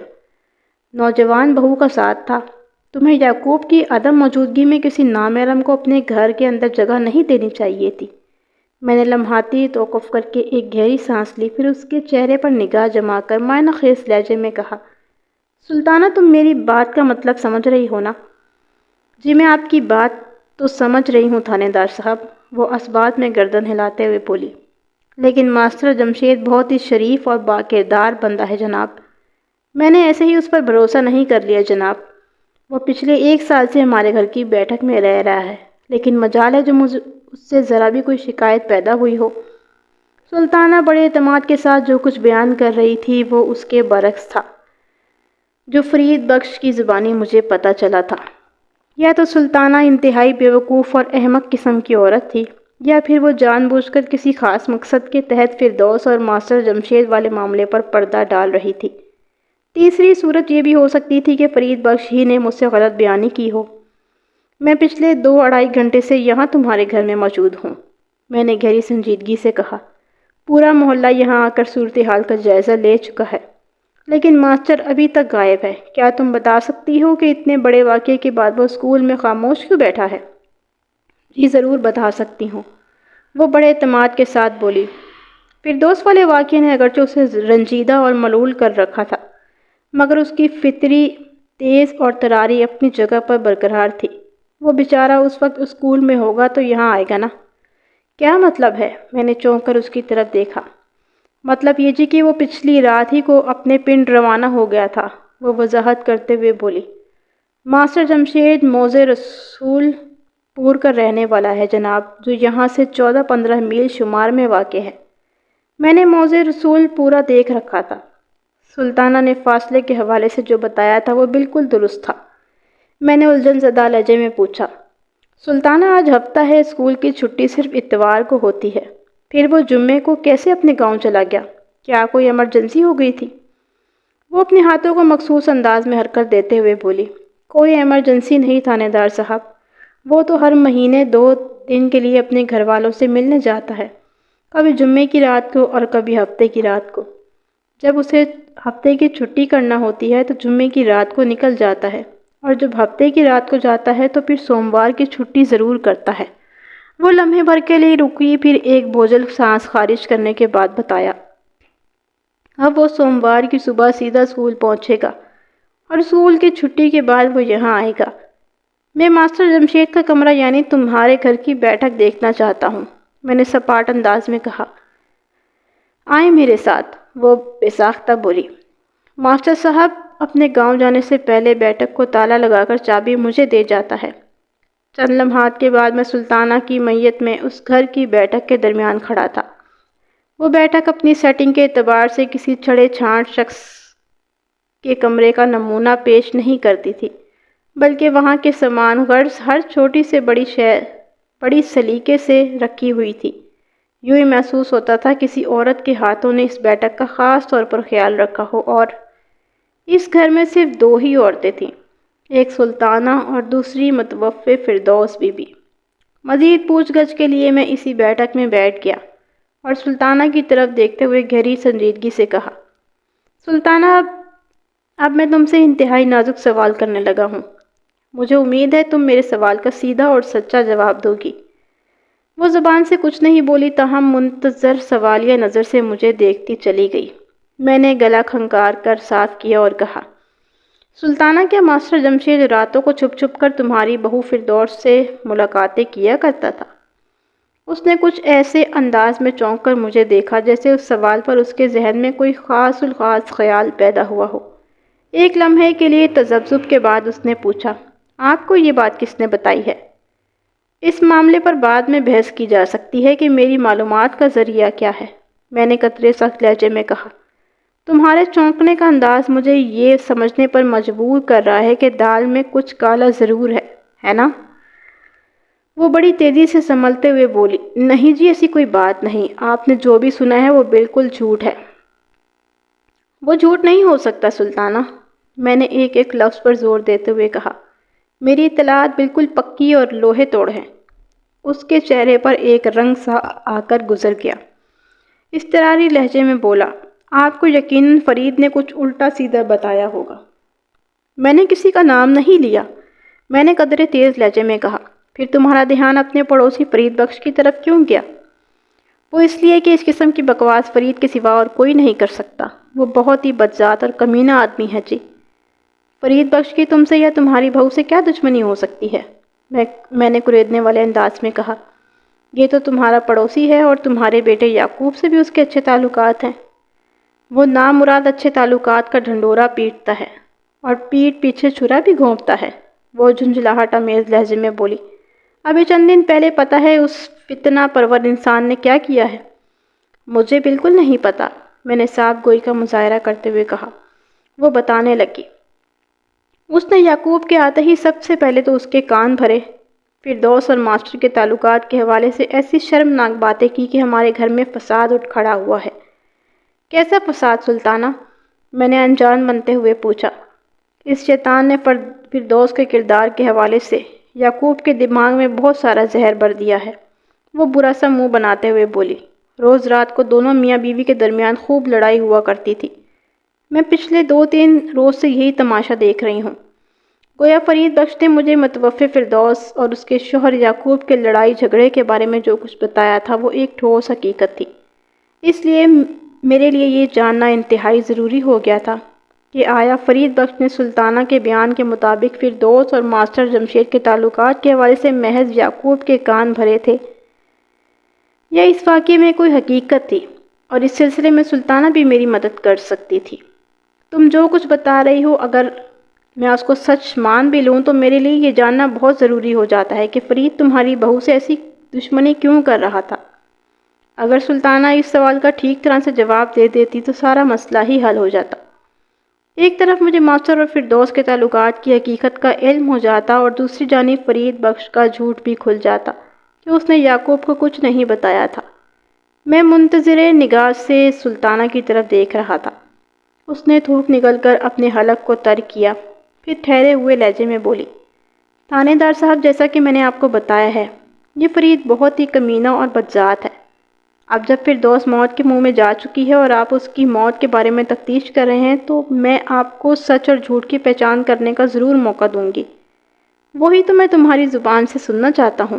وہ لمحے بھر کے لیے تھمی تو میں نے کہا، میں یہ جاننے کے لیے بے چین ہوں کہ جب فردوس اور ماسٹر جمشید کے درمیان کوئی قابل اعتراض تعلق نہیں تھا تو پھر فرید بخش کے پیٹ میں مروڑ اٹھنے کا سبب کیا ہو سکتا ہے؟ یہ آپ نے بالکل ٹھیک کہا ہے تھانے دار جی، وہ تائیدی انداز میں گردن ہلاتے ہوئے بولی۔ جب سے فردوس نے اس کی بے عزتی کی ہے وہ بڑی تکلیف میں مبتلا تھا اور ڈسنے کا موقع تلاش کر رہا تھا۔ پھر جیسے ہی یعقوب عراق سے واپس آیا اسے وار کرنے کا موقع مل گیا۔ سلطانہ کی باتیں سنسنی خیز ہونے کے ساتھ انکشاف انگیز بھی تھی۔ میں نے سرسراتے ہوئے لہجے میں پوچھا، فردوس نے فرید بخش کی بے عزتی کیوں کی تھی؟ وہ تو فردوس کو اپنی بہن سمجھتا تھا۔ یہی تو اس کی منافقت ہے جی، وہ نفرت امیز لہجے میں بولی۔ وہ فردوس کو بہن اور یعقوب کو بھائی کہتا ہے۔ اس کے ساتھ ہی وہ یعقوب کی غیر موجودگی میں فردوس پر بری نگاہ بھی ڈالتا تھا۔ کیا مطلب سلطانہ؟ میں نے چونکے ہوئے لہجے میں کہا۔ جناب، سچی بات تو یہ ہے کہ فرید بخش میری بہو کو میلی نظر سے دیکھتا تھا، وہ ایک گہری سانس خارج کرنے کے بعد وضاحت کرتے ہوئے بولی۔ پہلے پہل تو وہ آتے جاتے فردوس پر چھچھورے جملے کستا رہتا تھا۔ فردوس نے مجھے اس کی حرکتوں کے بارے میں بتایا تو مجھے بے حد غصہ آیا۔ میں نے پھر فرید سے پوچھا تو وہ صاف مکر گیا۔ اس کے جواب نے مجھے غصہ اور دلایا اور میں نے فردوس کو اجازت دے دی کہ اب اگر وہ کوئی حرکت کرے تو فردوس اسے کھری کھری سنا ڈالے۔ چند روز بعد ہی ایک افسوسناک واقعہ پیش آ گیا۔ یہاں تک بتانے کے بعد وہ متوقف ہوئی اور تو میں پوچھے بنا نہ رہ سکا، ایسا کیا ہو گیا تھا سلطانہ؟ فردوس محلے کے مین بازار سے گزر رہی تھی کہ فرید بخش نے اسے ایک جگہ روک لیا اور الٹی سیدھی باتیں کرنے لگا۔ سلطانہ نے برا سا منہ بناتے ہوئے بتایا، اس وقت بازار میں اور بھی لوگ موجود تھے۔ فرید نے جیسے ہی بکواس شروع کی فردوس نے آؤ دیکھا نہ تاؤ گھما کر ایک زوردار تھپڑ اس کے گال پر رسید کر دیا اور اس کے ساتھ ہی فرید کے منہ پر تھوک بھی دیا۔ وہ کبھی سوچ بھی نہیں سکتا تھا کہ فردوس کی طرف سے اس نوعیت کے رد عمل کا مظاہرہ دیکھنے کو ملے گا۔ وہ اپنے منہ پر سے فردوس کے تھوک کو صاف کرتے ہوئے زہریلے لہجے میں بولا، تم نے اچھا نہیں کیا فردوس، تم تو اس سے بھی زیادہ برے سلوک کے قابل ہو۔ فردوس نے بھپرے ہوئے انداز میں کہا۔ فرید نے دھمکی آمیز لہجے میں کہا، تم نے جو کچھ بھی کیا ہے میں اس کا بدلہ ضرور لوں گا۔ تمہیں بھی مزہ نہ چکھایا تو میرا نام فرید نہیں۔ کیا کر لو گے تم؟ فردوس نے وسیلے لہجے میں پوچھا۔ بہت جلد تمہیں خود ہی پتہ چل جائے گا۔ یہ کہہ کر وہ ایک طرف چلا گیا تھا۔ یہ کتنا عرصہ پہلے کا واقعہ ہے؟ سلطانہ کے خاموش ہوتے ہی میں نے پوچھا۔ کوئی 2 مہینے ہوئے ہیں اس بات کو، اس نے جواب دیا۔ ہاں، میں نے سوچ میں ڈوبے ہوئے لہجے میں کہا، تو اس کا مطلب ہے کہ فرید کی لگائی ہوئی آگ کی وجہ سے ہی میاں بیوی میں جھگڑا رہنے لگا تھا۔ فرید کے مطابق اس نے یعقوب کو فردوس اور ماسٹر جمشید کے تعلقات کے حوالے سے کچھ نہیں بتایا تھا، جبکہ سلطانہ کا بیان اس کے برعکس تھا اور یہ بھی طے تھا کہ دونوں میں کوئی ایک ہی سچا ہو سکتا تھا۔ تھانے دار جی آپ بالکل ٹھیک کہہ رہے ہیں، وہ میرے سوال کے جواب میں سر کو تائیدی جنبش دیتے ہوئے بولی۔ یعقوب تو یہ سنتے ہی غصے میں لال پیلا ہو گیا تھا۔ پہلے 2 دن تک تو میاں بیوی میں خفیہ نوک جھوک چلتی رہی، پھر پچھلی رات گرما گرمی بہت زیادہ بڑھ گئی تو مجھے مجبوراً مداخلت کرنا پڑی۔ رات کو چونکہ ماسٹر جمشید بھی ادھر نہیں تھا اس لیے یعقوب کھل کھلا کر بول رہا تھا۔ موقع محل دیکھتے ہی میں نے اندھیرے میں تیر چھوڑا۔ سلطانہ، مجھے پتہ چلا ہے کہ پچھلی رات میاں بیوی میں جھگڑا اتنا زیادہ بڑھ گیا تھا کہ غصے میں آ کر یعقوب نے فردوس کو طلاق کی دھمکی بھی دے دی تھی۔ میرا تیر نشانے پر لگا، وہ نگاہ چراتے ہوئے بولی۔ یعقوب اس وقت بہت طیش میں تھا مگر میں نے سمجھا بجھا کر اس کا غصہ ٹھنڈا کر دیا تھا۔ گویا سلطانہ نے میرے استفسار کی تصدیق کر دی تھی۔ میں نے مزید 2-4 سوالات کے بعد سلطانہ کو فارغ کر دیا اور اس کے بیٹے یعقوب کو بیٹھک میں بلا لیا۔ ابتدائی سوالات کے ذریعے میں نے سلطانہ کے بیان کی تصدیق کر لی، پھر اس کی آنکھوں میں دیکھتے ہوئے سوال کیا، کیا یہ بات تم فرید بخش کے سامنے بھی کہہ سکتے ہو کہ اس نے تمہیں فردوس اور جمشید کے تعلقات کے بارے میں بتایا تھا؟ جی ہاں، کیوں نہیں، وہ اثبات میں گردن ہلاتے ہوئے بولا، ایک بار نہیں 100 بار کہہ سکتا ہوں۔ تم آج صبح جب اپنی ماں کو لے کر شہر کی جانب روانہ ہوئے تھے تو گھر میں کیا واقعہ پیش آیا تھا؟ میں نے گہری سنجیدگی سے پوچھا۔ کوئی واقعہ پیش نہیں آیا تھا جناب، وہ بڑی رسان سے بولا۔ اور پچھلی رات؟ میں نے چپتے ہوئے انداز میں پوچھا۔ جی، وہ الجھن زدہ نظر سے مجھے دیکھنے لگا۔ پچھلی رات کیا جی؟ جب پچھلی رات تم دونوں میاں بیوی کے درمیان جھگڑا ہو رہا تھا تو تم نے فردوس کو قتل کی دھمکی بھی دی تھی۔ میں غلط تو نہیں کہہ رہا نا؟ میں نے دانستہ طلاق کے بجائے قتل کا لفظ استعمال کیا تھا۔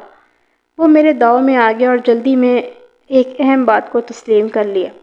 جناب، اس وقت میں بہت غصے میں تھا، وہ وضاحت کرتے ہوئے بولا۔ فرید کی باتوں نے میرا دماغ گرم کر دیا تھا، اور جب میں نے اس سلسلے میں فردوس کو کریدا تو اس نے مجھے تسلی بخش جواب نہیں دیا، بلکہ میرے سوالات کے جواب میں جب اس نے چپ شاہ کا روزہ رکھ لیا تو مجھے بھی طیش آ گیا، اور میں نے اسی طیش کے عالم میں اسے جان سے مارنے کی دھمکی دے ڈالی تھی۔ لیکن وہ لمحے بھر کے لیے رکا اور گہری سانس خارج کرنے کے بعد بولا، لیکن اماں نے بیچ بچاؤ کر کے میری غلط فہمی دور کر دی تھی۔ اماں نے بھی مجھے یقین دلایا تھا کہ ایسی کوئی بات نہیں جیسا کہ میں سوچ رہا ہوں۔ اس نے کہا کہ فرید کا کردار بے داغ ہے، اسی لیے میں ماسٹر جمشید کے حوالے سے اس کی ذات پر کوئی شک نہ کروں۔ اماں نے سمجھایا تو تم سمجھ گئے؟ میں نے قدرے تلخ لہجے میں کہا۔ کیا یہ اتنا ہی آسان ثابت ہوا تھا؟ جی ہاں، میں اماں کی بات کو بہت اہمیت دیتا ہوں، لیکن برخوردار، میں نے ایک لفظ پر زور دیتے ہوئے کہا، بیوی کا معاملہ بڑا عجیب و غریب ہوتا ہے۔ اس کے کردار کے حوالے سے پیدا ہونا شک یا غلط فہمی اتنی آسانی سے دور نہیں ہوا کرتی۔ اس نے کوئی جواب نہیں دیا۔ میں نے کہا، یعقوب، تمہیں میرے ساتھ تھانے چلنا ہوگا۔ میں تھانے چلوں؟ وہ حیرت زدہ لہجے میں بولا۔ یہ آپ کیا کہہ رہے ہیں تھانے دار صاحب؟ میں بالکل ٹھیک کہہ رہا ہوں، میں نے ٹھوس انداز میں کہا۔ جناب، میری بیوی جل کر مر گئی، وہ احتجاجی انداز میں بولا، اور آپ تھانے بھی مجھے کو لے جانے کی بات کر رہے ہیں؟ یہ تو سراسر ظلم ہے۔ ایک بات اچھی طرح ذہن نشین کر لو یعقوب، میں نے اس کے احتجاج کو نظر انداز کرتے ہوئے سنسنی خیز لہجے میں کہا۔ وہ ہکا بکا نظر سے مجھے تکنے لگا۔ کون سی بات جی؟ یہ بات کہ، میں نے وضاحت کرتے ہوئے کہا، کہ تمہاری بیوی کی موت جلنے سے واقع نہیں ہوئی۔ تو پھر؟ وہ ہکلایا۔ میں نے انکشاف انگیز لہجے میں کہا، فردوس بیوی کو باقاعدہ قتل کیا گیا ہے، اسے موت کے گھاٹ اتارنے کے بعد آگ کے سپرد کیا گیا ہے۔ پوسٹ مارٹم رپورٹ فردوس کی موت کے راز کو منکشف کر دے گی بہت جلد۔ تو آپ یہ سمجھ رہے ہیں کہ فردوس کی موت کا ذمہ دار میں ہوں؟ وہ حراست نظر سے مجھے دیکھنے لگا۔ میں ایسا سوچنے میں حق بجانب ہوں، میں نے ٹھہرے ہوئے لہجے میں کہا، کیونکہ گزشتہ رات تم اسے جان سے مارنے کی دھمکی دے چکے ہو۔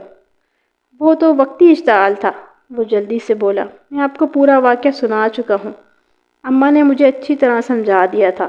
اور وہ سانس ہموار کرنے کے لیے متوقف ہوا، پھر اپنی بات کو مکمل کرتے ہوئے بولا، اور صبح جب میں اور اماں شہر کی طرف گئے تو فردوس بھلی چنگی گھر میں موجود تھی۔ ہم اسے جیتا جاگتا گھر میں چھوڑ کر گئے ہیں، اور جب واپس آئے ہیں تو سب کچھ ختم ہو چکا تھا۔ لہٰذا یہ سمجھنا کہ فردوس کو میں نے یا اماں نے موت کے گھاٹ اتارا ہوگا بالکل غلط ہے۔ اور ویسے بھی وہ جل کر مری ہے، یہ بھی تو ہو سکتا ہے اس نے خودکشی کر لی ہو۔ فردوس کی موت کو قاتل نے رنگ تو ایسے ہی دیا ہے کہ وہ خودکشی کا واقعہ نظر آئے، میں نے گمبھیر انداز میں کہا۔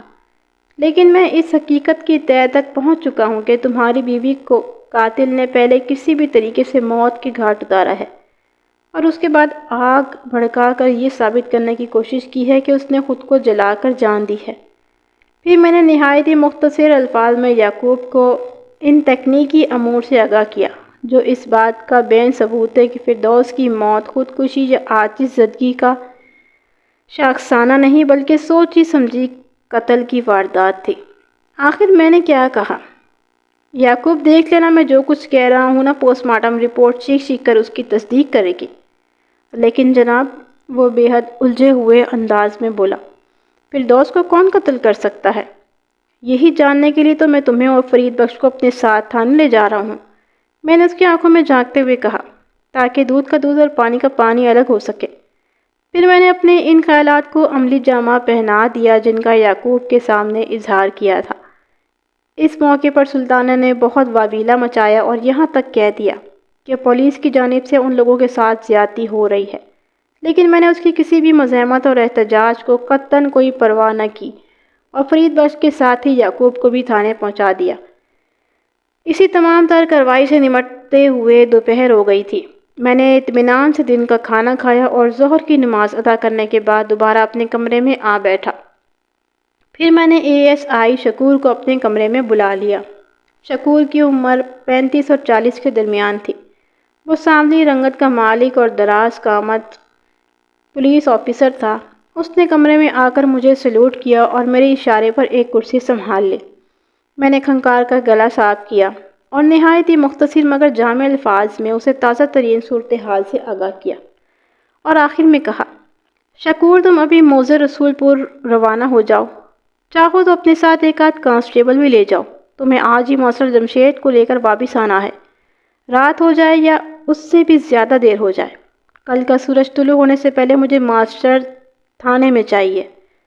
آپ بے فکر ہو جائیں ملک صاحب، وہ سینے پر ہاتھ رکھتے ہوئے تسلی آمیز انداز میں بولا، آپ کے حکم کی تعمیل ہوگی جناب۔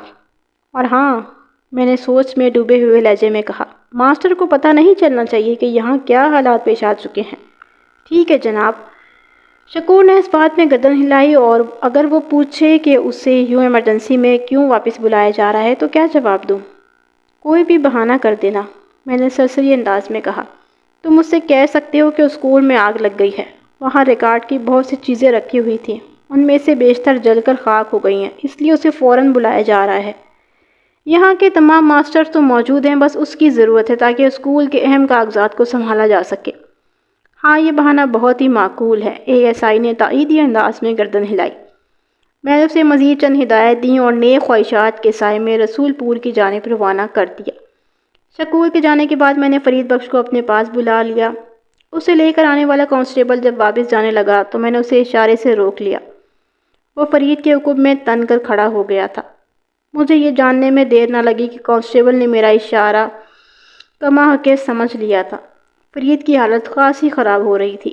میں نے تھانے پہنچاتے ہی اسے 2 ہٹے کٹے کانسٹیبلز کے حوالے کر دیا، اس ہدایت کے ساتھ کہ یہ کافی دنوں سے بھوکا ہے، لہذا اس کی خاطر تواضع کی جائے۔ چنانچہ ان اہلکاروں نے فرید کی خوب آؤ بھگت کی تھی۔ وہ دونوں ہاتھ جوڑ کر میرے سامنے کھڑا ہو گیا تھا، پھر منت ریز لہجے میں بولا، سرکار ان لوگوں نے مجھے بہت مارا ہے۔ وہ ایک ہوتے دے پتر، میں نے اسے جھڑکا، انہوں نے تو تمہیں دال روٹی کھلا کر مہمانداری کا ایک چھوٹا سا نمونہ دکھایا ہے، میں تمہیں جو مرغ پلاؤ کھلانے والا ہوں نا، اس کا ذائقہ تمہارے حلق میں اٹک کر رہ جائے گا۔ وہ تھر تھر کانپنے لگا۔ مجھے معاف کر دے جناب، میں نے کوئی جرم نہیں کیا۔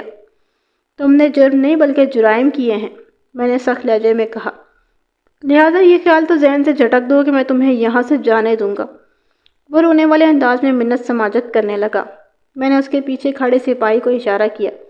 کانسٹیبل نے فرید کی پنڈلی پر ایک ٹھڈا رسید کیا اور خاصے جارحانہ انداز میں کہا، اوئے لکڑی کے باندر، سیدھا کھڑا ہو جا، ملک صاحب جو پوچھیں اس کا سیدھا اور سچا جواب دینا، ورنہ چمڑی ادھیڑ کر رکھ دوں گا۔ فرید وحشت زدہ انداز میں مجھے تکنے لگا۔ میں نے اس کی آنکھوں میں دیکھتے ہوئے سوال کیا، کیا یہ بات درست ہے کہ 2 ماہ پہلے محلے کے مین بازار میں متوفی فردوس بی بی نے تمہارے منہ پر ایک زناٹے دار تماچہ مارنے کے بعد نفرت سے تھوک دیا تھا؟ اس کے چہرے پر ایک رنگ سا آ کر گزر گیا۔ مجھے یوں محسوس ہوا وہ انکار کرنے جا رہا ہے۔ میں نے جلدی سے کڑک کر کہا، سوچ سمجھ کر جواب دینا فرید بخش، اگر تم نے غلط بیانی سے کام لیا تو یہاں سے اپنے قدموں پر چل کر نہیں جا سکو گے، اور ہو سکتا ہے 4 کندھوں پر اٹھ کر سیدھے قبرستان کا رخ کرو۔ اس کی آنکھوں میں سراسیمگی پھیل گئی۔ قدرے کم زور آواز میں بولا، وہ جناب، اس میں میرا کوئی قصور نہیں۔ فردوس خواہ غصہ کھا گئی تھی۔ اسے کس بات پر غصہ آیا تھا؟ میں نے پوچھا۔ تم نے ضرور کچھ ایسا ویسا ضرور کہا ہوگا۔ کچھ نہیں سرکار، وہ نگاہ چراتے ہوئے بولا، میں نے اس سے اپنے دل کی بات کہی تھی۔ ایسی کون سی بات تھی؟ میں نے کھا جانے والی نظروں سے اسے گھورا۔ ذرا میں بھی تو سنوں۔ جناب، سچی بات تو یہ ہے کہ وہ بولا۔ فردوس مجھے بہت اچھی لگتی تھی، میں چپکے چپکے اسے چاہنے لگا تھا۔ اوئے چاہت کے گھوڑے، میں نے ڈانٹا، تم نے تو مجھے بتایا تھا کہ تم یعقوب کو اپنا دوست اور فردوس کو اپنی بہن سمجھتے ہو، اور اب مجھے تم محبت کی کوئی کہانی سنا رہے ہو؟ کیا یہی تمہارا شرافت کا بھرم ہے؟ جناب، میں فردوس کو ویسے تو بہن ہی سمجھتا تھا، وہ لنگڑی وضاحت کرتے ہوئے بولا، لیکن دل پر مجھے اختیار نہیں، دل اس کی محبت میں مچلتا تھا۔ اوئے بھونڈے عاشق کی اولاد، میں نے اسے دبکا مارا۔ جس سے محبت کی جاتی ہے اسے بیچ بازار بدماشوں کی طرح رو کر فضول بکواس نہیں کی جاتی۔ سرکار، میں نے تو بڑی شرافت سے بات کی تھی۔ وہ مجھے چکر دینے کی کوشش کرنے لگا۔ اس نے میری بات نہیں سنی اور فوراً جلال میں آ گئی۔ بس تم جتنے شریف اور جلیبی کی طرح سیدھے ہو نا، وہ میں اچھی طرح جانتا ہوں، میں نے سنسناتے ہوئے لہجے میں کہا۔ تم نے فردوس کا راستہ روک کر اس سے بیہودہ مذاق کیا تھا۔ جب اس نے ڈانٹ ڈپٹ کی تو تم بڑے واہیات انداز میں اسے سینے سے لگانے کے لیے آگے بڑھے تھے۔ اسی وقت اس نے اس سے پہلے ہی تمہیں تھپڑ رسید کیا اور تمہارے منہ پر تھوک دیا۔ کیا میں غلط کہہ رہا ہوں؟ آپ میری بات کا یقین کریں سرکار۔ اس نے کچھ کہنے کی کوشش کی تھی کہ کانسٹیبل نے اس کی گردن پر 2 ہٹر رسید کر دیا۔ یہ کانسٹیبل کی ایک پیشہ ورانہ خودکار حرکت تھی۔ میں نے کسی کارروائی کا اشارہ نہیں کیا تھا۔ فرید بخش کی حلق سے ایک اذیت ناک سسکاری خارج ہوئی۔ میں نے کانسٹیبل کو حکم دیا، قادر علی، اگر یہ بدبخت جھوٹ بولنے کی کوشش کرے تو مار مار کر اس کا کچومر نکال دینا۔ فرید گڑ گڑا کر معافی تلافی کے لیے فریاد کرنے لگا۔ میں بہت شرمندہ ہوں جناب، مجھ سے غلطی ہو گئی، آپ مجھے معاف کر دیں۔ کیا غلطی ہو گئی تھی؟ وضاحت کرو، میں نے جارحانہ انداز میں کہا۔ میں تمہارے منہ سے سننا چاہتا ہوں۔ وہ جناب، وہ اٹک اٹک کر بتانے لگا۔ میں نے فردوس سے کہا تھا، بتاؤ مجھ میں کیا کمی ہے؟ جب تم راتوں کو چھپ چھپ کر ماسٹر جمشید سے ملتی ہو تو میں تمہیں برا کیوں لگتا ہوں؟ مجھ سے بھی ملا کرو، تم مجھے بہت اچھی لگتی ہو، بہت پیاری لگتی ہو۔ اور کسی نیولے کی نسل، میں نے غسیلی نظر سے اس کمبخت کو گھورا۔ ایک طرف تو تم یعقوب کو اپنا دوست اور بھائی کہتے ہو، اور دوسری طرف اس کی گھر والی سے بدتمیزی بھی کرتے رہے ہو۔ تمہیں یہ حرکت کرتے ہوئے ذرا بھی شرم نہیں آتی تھی؟ میں اپنے دل کے ہاتھوں مجبور ہو گیا تھا سرکار، وہ گھگیانے لگا۔ مجھے معاف کر دیں، آئندہ ایسی غلطی نہیں کروں گا۔ آئندہ تمہیں ایسا موقع ملے گا تو غلطی کا سوال پیدا ہوگا نا؟ پھر دھمکی بھرے انداز میں اضافہ کیا، میں تمہیں ایسا فٹ کرنے والا ہوں کہ باقی کی زندگی جیل کی سلاخوں کے پیچھے گزرے گی۔ رحم رحم سرکار، وہ دونوں ہاتھ جوڑ کر گڑ گڑایا۔ بس ایک بار معاف کر دے جناب، میں ایک اچھا انسان بن کر رہوں گا۔ تم اگر اچھا انسان نہیں بھی بننا چاہو گے تو ہم تمہیں بنا دیں گے، میں نے اٹل انداز میں کہا۔ ہم نے تھانے میں بندے دا پتر بنانے کی مشین رکھی ہے، جھوٹے سے جھوٹے انسان کو بھی سچ بولنے پر مجبور کر دیتی ہے۔ میں نے لمحاتی توقف کر کے فرید بخش کے چہرے پر ابھرنے والے اثرات کا جائزہ لیا، پھر اپنی بات میں اضافہ کرتے ہوئے بولا، تمہارا ایک اور سنگین جھوٹ بھی میرے سامنے آ چکا ہے۔ کون سا جھوٹ تھانے دار صاحب؟ وہ الجھن زدہ نظر سے مجھے دیکھنے لگا۔ یہ جھوٹ کہ تم نے یعقوب کو متوفی اور ماسٹر جمشید کے تعلقات کے بارے میں کچھ نہیں بتایا تھا۔ میرا مطلب سمجھ رہے ہو نا؟ وہ اپنی بات کے اختتام پر میں نے تیز نظر سے اسے گھورا تو وہ جلدی سے بولا، جناب وہ تو میں نے… کانسٹیبل نے اس کی تشریف پر ایک زوردار لات رسید کی۔ وہ ایک کراہ کے ساتھ میرے سامنے رکھی چوبی میز کے ساتھ ٹکرایا تو اس کی باقاعدہ چیخ نکل گئی۔ کانسٹیبل کسی وحشی چیل کے مانند اس پر جھپٹا، پھر آن واحد میں کالر سے کھینچ کر اسے سیدھا کھڑا کر دیا اور اس کے گال پر زناٹے دار تماچا مارتے ہوئے خون خوار انداز میں غرایا، سیدھی طرح ملک ہو رہا دے سوال دا جواب دے، ورنہ بکرے کی طرح الٹا لٹکا کر کھال اتار دوں گا۔ وہ سہم کر دہشت بھری نظر سے مجھے دیکھنے لگا۔ میں نے داڑھ کر کہا، زبان کھولتے ہو یا قادر علی کے حوالے کر دوں؟ سرکار، وہ اضطراری انداز میں بولا۔ فردوس نے بھرے بازار میں مجھے چانٹا مار کر کسی کو منہ دکھانے کے قابل نہیں چھوڑا تھا۔ میں اپنی بے عزتی کا بدلہ لینا چاہتا تھا، اسی لیے میں نے یعقوب کو ماسٹر جمشید اور اس کے تعلقات پر کھل کر بتا دیا تھا، اور جب تمہاری لگائی ہوئی آگ کا کوئی نتیجہ برآمد نہیں ہوا تو تم نے فردوس کو موت کے گھاٹ اتار کر آتش انتقام کو ٹھنڈا کر لیا، اور بعد میں فردوس کی لاش کو باورچی خانے میں بند کر کے آگ بھڑکا دی تاکہ یہ خودکشی کا واقعہ نظر آئے۔ نہیں سرکار، وہ تیزی سے نفی میں گردن جھٹکتے ہوئے بولا، میں نے فردوس کو قتل نہیں کیا، آپ مجھ سے بڑی سی بڑی قسم لے لیں۔ تم ساری قسمیں اپنے پاس رکھو، میں نے فیصلہ کن انداز میں کہا۔ میں تمہیں زیادہ سے زیادہ 1 دن کی مہلت دے سکتا ہوں۔ اچھی طرح سوچ سمجھ لو، اگر تم اقبال جرم کر لو گے تو میں تمہیں کوئی نرم سزا دلوانے کی کوشش کروں گا۔ پھر میرے اشارے پر کانسٹیبل قادر علی کھینچتے ہوئے اسے اپنے ساتھ لے گیا۔ وہ بار بار یہی دہائی دے رہا تھا، میں بے گناہ ہوں، بے قصور ہوں، میں نے فردوس کو قتل نہیں کیا۔ فرید بخش کی منت، خوشامد اور قسمیں مجھے متاثر نہیں کر سکی تھی۔ اس کے 2-3 بڑے جھوٹ میری پکڑ میں آ چکے تھے، لہٰذا مجھے اس کی بات پر اعتبار نہیں رہا تھا۔ جب تک پوسٹ مارٹم کی رپورٹ نہیں آ جاتی اور جب تک فردوس کے قاتل کے حوالے سے مجھے کوئی اور ٹھوس سراغ نہ مل جاتا، میں فرید بخش کو چھوڑ نہیں سکتا تھا۔ شام سے پہلے یعقوب کی ماں سلطانہ میرے پاس آئی اور مجھ سے درخواست کی کہ میں اس کے بیٹے کو چھوڑ دوں۔ میں نے واضح اور 2 ٹوک الفاظ میں اسے بتا دیا، سلطانہ، اگر تمہارا بیٹا بے گناہ اور بے قصور ہے تو سمجھو اس کا ایک بال بھی باغا نہیں ہوگا۔ میں اپنی تسلی کرنے کے بعد اسے چھوڑ دوں گا۔ تھانے دار صاحب، وہ منت ریز لہجے میں بولی، یعقوب آج صبح میرے ساتھ شہر گیا تھا اور ہم آپ کے سامنے ایک ساتھ ہی واپس آئے ہیں۔ میری بات کا یقین کریں، جب ہم صبح گھر سے نکلے تو فردوس اچھی خاصی اور چنگی بھلی تھی۔ اس کی موت میں یعقوب کا ہاتھ ہو ہی نہیں سکتا، اللہ کرے ایسا ہی ہو۔ میں نے ٹھہرے ہوئے لہجے میں کہا، لیکن میں اپنے فرض کے آگے مجبور ہوں سلطانہ، بغیر تفتیش کے اسے چھوڑ نہیں سکتا۔ آپ نے وہاں گھر میں اتنی کڑی پوچھ گچھ تو کی ہے، وہ شاکی لہجے میں بولی، اب اور کون سی تفتیش باقی ہے؟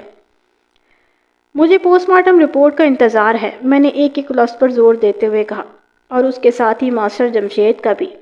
ماسٹر جمشید؟ اس نے الجھن زدہ نظر سے مجھے دیکھا۔ ہاں ماسٹر جمشید، میں نے پرسوچ انداز میں کہا۔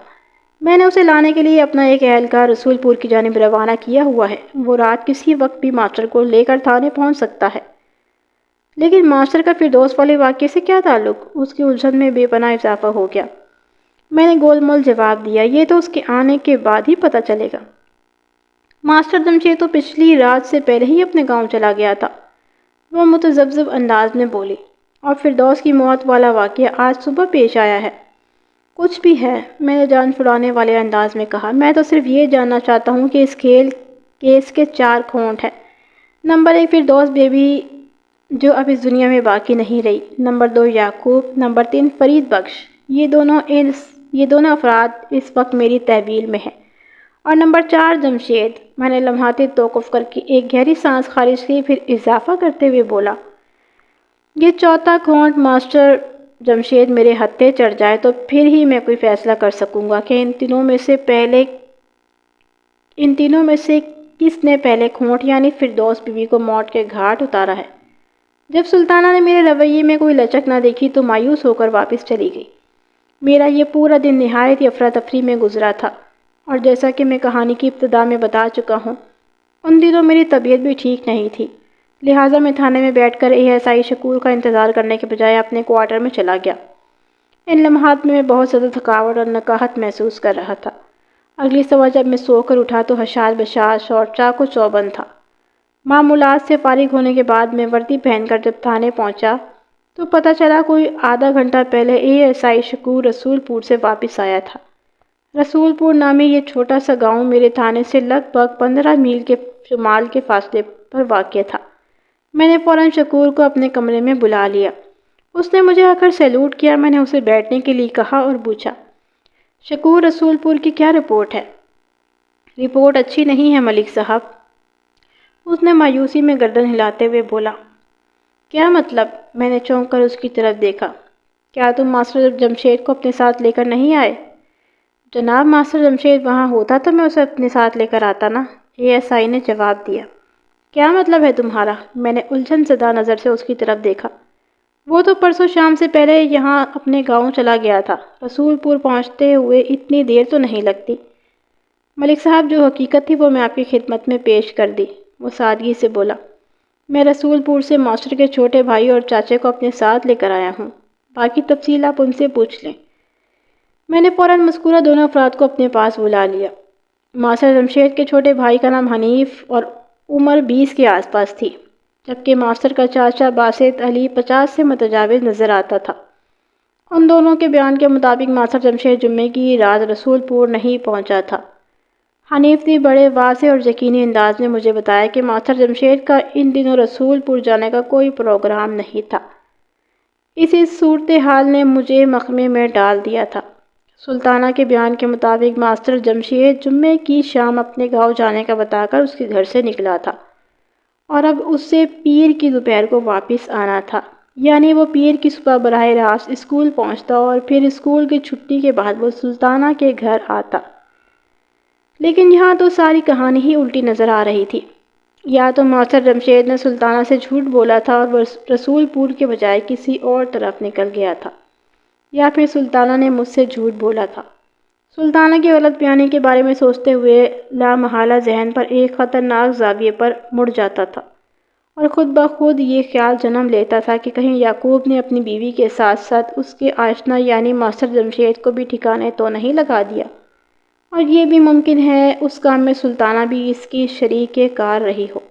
میں نے ماسٹر جمشید کے چھوٹے بھائی اور چاچے سے تفصیل پوچھ گچھ کی، لیکن ماسٹر کی پراسرار گمشدگی کے سلسلے میں کوئی سرا میرے ہاتھ نہ لگ سکا۔ بالآخر مایوس ہو کر میں نے انہیں فارغ کر دیا۔ وہ دونوں اس سلسلے میں میری رہنمائی کرنے سے قاصر تھے کہ ماسٹر جمشید رسول پور نہیں پہنچا تھا تو پھر وہ کہاں جا سکتا تھا۔ ان دونوں کے مطابق ماسٹر کی زندگی اسکول اور رسول پور تک محدود تھی۔ یہ بڑی عجیب و غریب اور الجھن زدہ صورتحال تھی جس میں ابھی تک میری تفتیش کی گاڑی زیرو پوائنٹ پر کھڑی تھی۔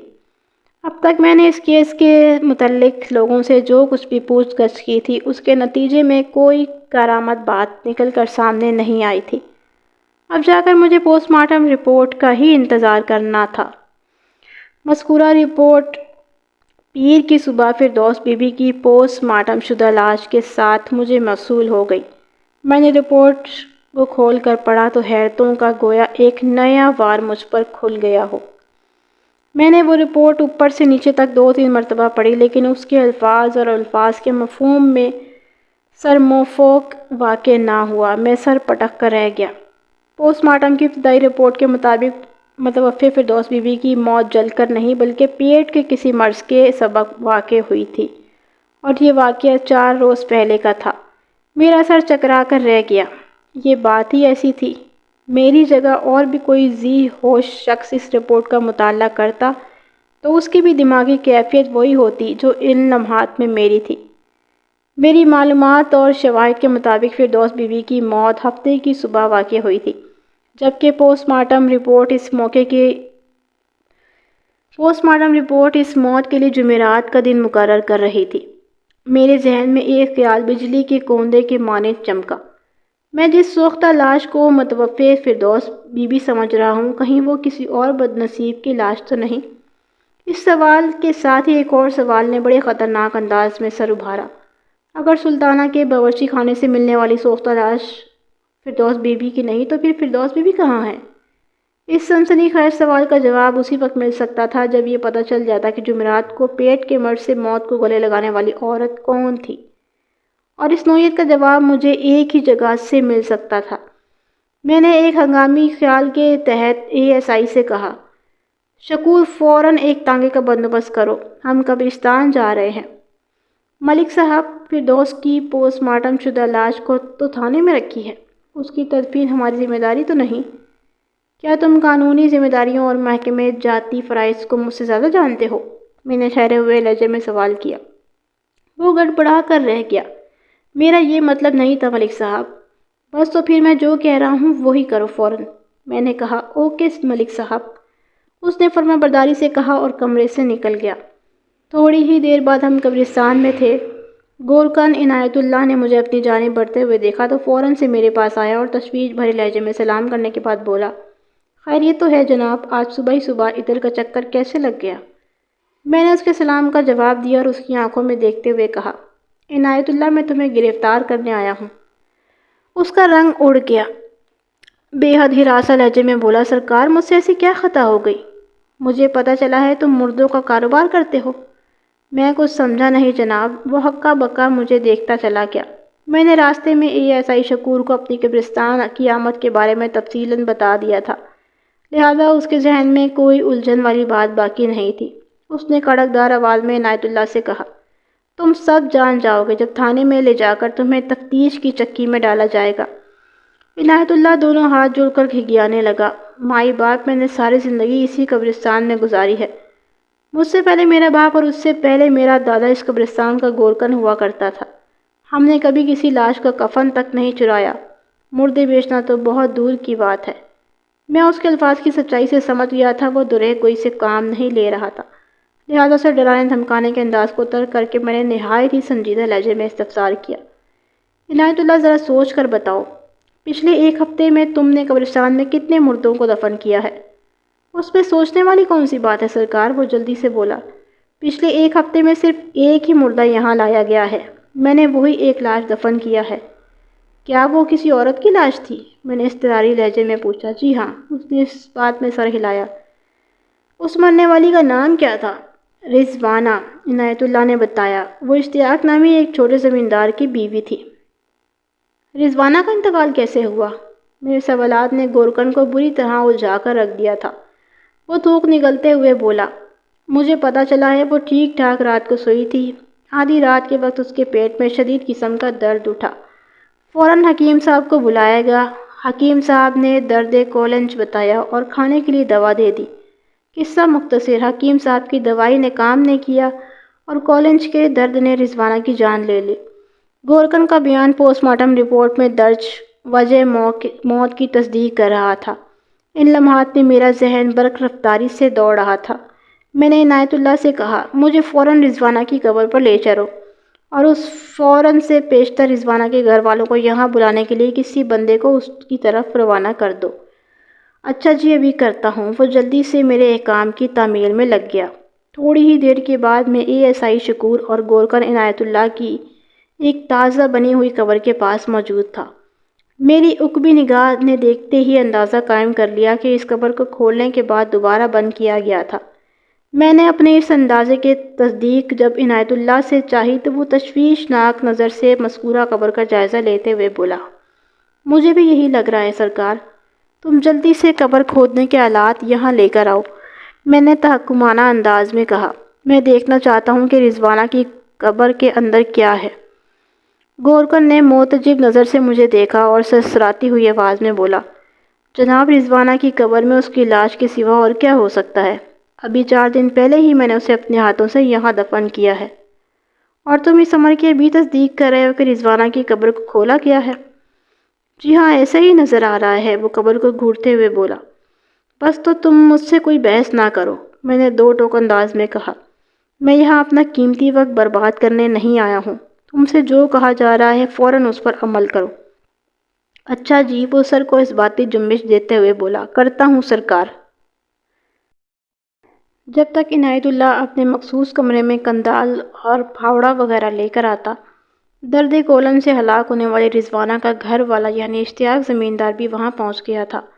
جب اشتیاق کو یہ پتہ چلا کہ اس کی بیوی کی قبر کو کھودوانے کا ارادہ رکھتا ہوں، وہ سراپا احتجاج بن گیا۔ تھانے دار صاحب بھرائی ہوئی آواز میں بولا، ابھی تو میری بیوی کا کفن بھی میلا نہیں ہوا، آپ یہ کیا ظلم کر رہے ہیں؟ اشتیاق، میں نے اس کے کندھے پر ہاتھ رکھ کر ہمدردی بھرے لہجے میں کہا، تم میرے جس عمل کو ظلم کا نام دے رہے ہو وہ انتہائی ضروری تفتیش ہے۔ مجھے 101% یقین ہے کسی نے تمہاری بیوی کو لاش کو غائب کر دیا ہے۔ اب اس قبر میں کچھ بھی باقی نہیں رہا۔ جی، وہ مارے حیرت کے ہکا بکا رہ گیا، یہ آپ کیا کہہ رہے ہیں؟ میں بالکل ٹھیک کہہ رہا ہوں، میں نے ایک ایک لفظ پر زور دیتے ہوئے کہا۔ ابھی تمہاری آنکھوں کے سامنے میرے اس یقین کی تصدیق ہو جائے گی۔ لیکن رضوانہ کی لاش کہاں جا سکتی ہے؟ وہ بے بسی کے عالم میں مجھ سے کہنے لگا۔ اسے قبر کھول کر کون چرائے گا؟ اشتیاق احمد، میں نے ٹھہرے ہوئے لہجے میں کہا، جب تک تمہاری بیوی کی لاش کا تعلق ہے تو وہ اس وقت تھانے میں رکھی ہے۔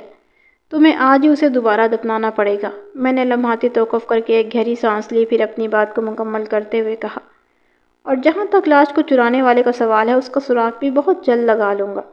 پھر میں نے گورکن کو اشارہ کیا کہ وہ کھدائی کا کام شروع کر دے۔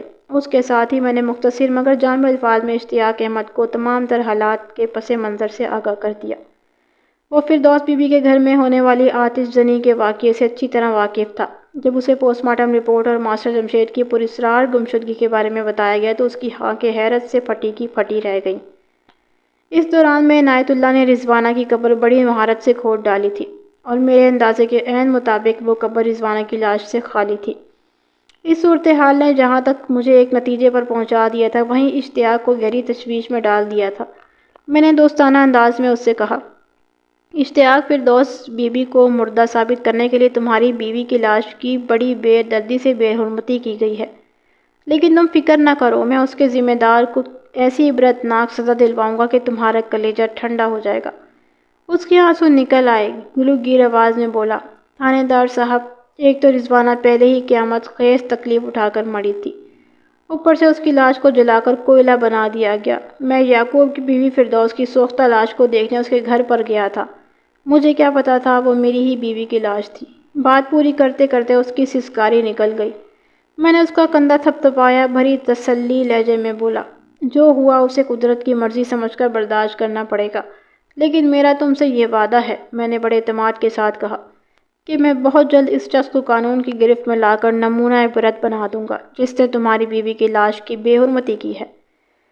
جناب، اب تو ساری بات کھل چکی ہے، وہ اپنے آنسو پوچھتے ہوئے بولا، یہ سارا کیا کرایہ اس نامراد ماسٹر جمشید ہی کا ہے؟ ہاں، حالات و واقعات تو اسی کی جانب اشارہ کرتے ہیں، میں نے تائیدی انداز میں گردن ہلاتے ہوئے کہا، لیکن ماسٹر جمشید فی الحال مفرور ہے، وہ ہتھے چڑھ جائے تو پھر ہی کوئی حتمی بات کی جا سکے گی۔ اچھا جی، وہ ویرانہ آنکھوں سے مجھے دیکھتے ہوئے بولا، تم ابھی میرے ساتھ تھانے چلو، میں نے ٹھہرے ہوئے لہجے میں کہا، میں ضروری کارروائی کے بعد رضوانہ کی لاش تمہارے حوالے کر دوں گا۔ میرے لیے کیا حکم ہے مائی بات؟ گورکن عنایت اللہ نے بڑی سماعت سے میری طرف دیکھا تو میں نے اس کی جانب دیکھا۔ وہ کدال کے ہتھے پر ہاتھ جمائے کھڑا تھا۔ میں نے اس کی آنکھوں میں دیکھتے ہوئے کہا، یہیں رک کر تھوڑا انتظار کرو، اشتیاق اپنی بیوی کی لاش کے ساتھ دوبارہ قبرستان آنے والا ہے، تمہیں نہایت ہی ادب و احترام کے ساتھ رضوانہ کی ایک بار پھر تدفین کرنا ہے۔ وہ اس بات میں گردن ہلا کر رہ گیا۔ میں اشتیاق کو لے کر تھانے آ گیا۔ تھوڑی ہی دیر میں پورے علاقے میں یہ خبر جنگل کی آگ کی طرح پھیل گئی کہ کسی بدبخت نے رضوانہ کی لاش اس کی قبر میں سے نکال کر جلا کر راکھ کر ڈالی ہے۔ اس خبر کے ساتھ مذکورہ کمبخت کا نام بھی ہر چھوٹے بڑے کی زبان پر چڑھ گیا تھا، اور وہ یہ کہ یعقوب کی ماسٹر جمشید کے ساتھ نس گئی تھی۔ جی ہاں، یہی وہ تلخ نتائج تھے جو میری اب تک کی تحقیق کے بعد سامنے آئے تھے۔ ماسٹر جمشید بڑے پراسرار انداز میں غائب ہو گیا تھا اور اس کے ساتھ ہی فردوس بی بی کا کوئی اتا پتہ نہیں تھا۔ امکان یہی تھا کہ ماسٹر جمشید ہی فردوس بی بی کو بھگا کر کہیں لے گیا تھا، اور اس کے علاوہ بھی آگے کی ہم کیا سوچ سکتے تھے، اور یہ بڑی خطرناک راہ تھی۔ یعنی یہ بھی تو ہو سکتا تھا یعقوب نے غیرت میں آ کر ماسٹر جمشید اور فردوس بی بی کو خفیہ طور پر ٹھکانے لگانے کے بعد ان کی لاشیں کہیں دبا دی ہوں۔ کچھ بھی ناممکن نہیں تھا۔ تازہ ترین صورتحال کی روشنی میں میں نے فی الحال یعقوب کو تو سرکاری مہمان خانے میں ہی رکھا اور فرید بخش کو چھوڑ دیا۔ یہ بات اب واضح ہو چکی تھی کہ اس معاملے میں اس کا کوئی رد عمل نہیں تھا۔ اب مجھے سب سے پہلے تو ماسٹر جمشید کی لاش کی تلاش تھی۔ وہ ہاتھ لگ جاتا تو پھر فردوس کا کھرا کھوج لگانا بھی آسان ہو جاتا۔ میں نے آج تک ماسٹر جمشید سے ملاقات نہیں کی تھی اور نہ ہی اسے کہیں دیکھا تھا۔ البتہ میں نے سلطان کی بیٹھک میں ایک دیوار پر اس کی تصویر ٹنگی دیکھی تھی۔ میں نے اس فریم کے بارے میں جب سلطانہ سے سوال کیا تو اس نے بتایا کہ وہ ماسٹر جمشید کی فوٹو تھی۔ پہلی فرصت میں نے ایک فوٹوگرافر کے تعاون سے ماسٹر جمشید کی تصویر کے 4-5 پرنٹ کروا لیے تاکہ ان کی مدد سے ماسٹر کی تلاش کے کام میں تیزی لائی جا سکے۔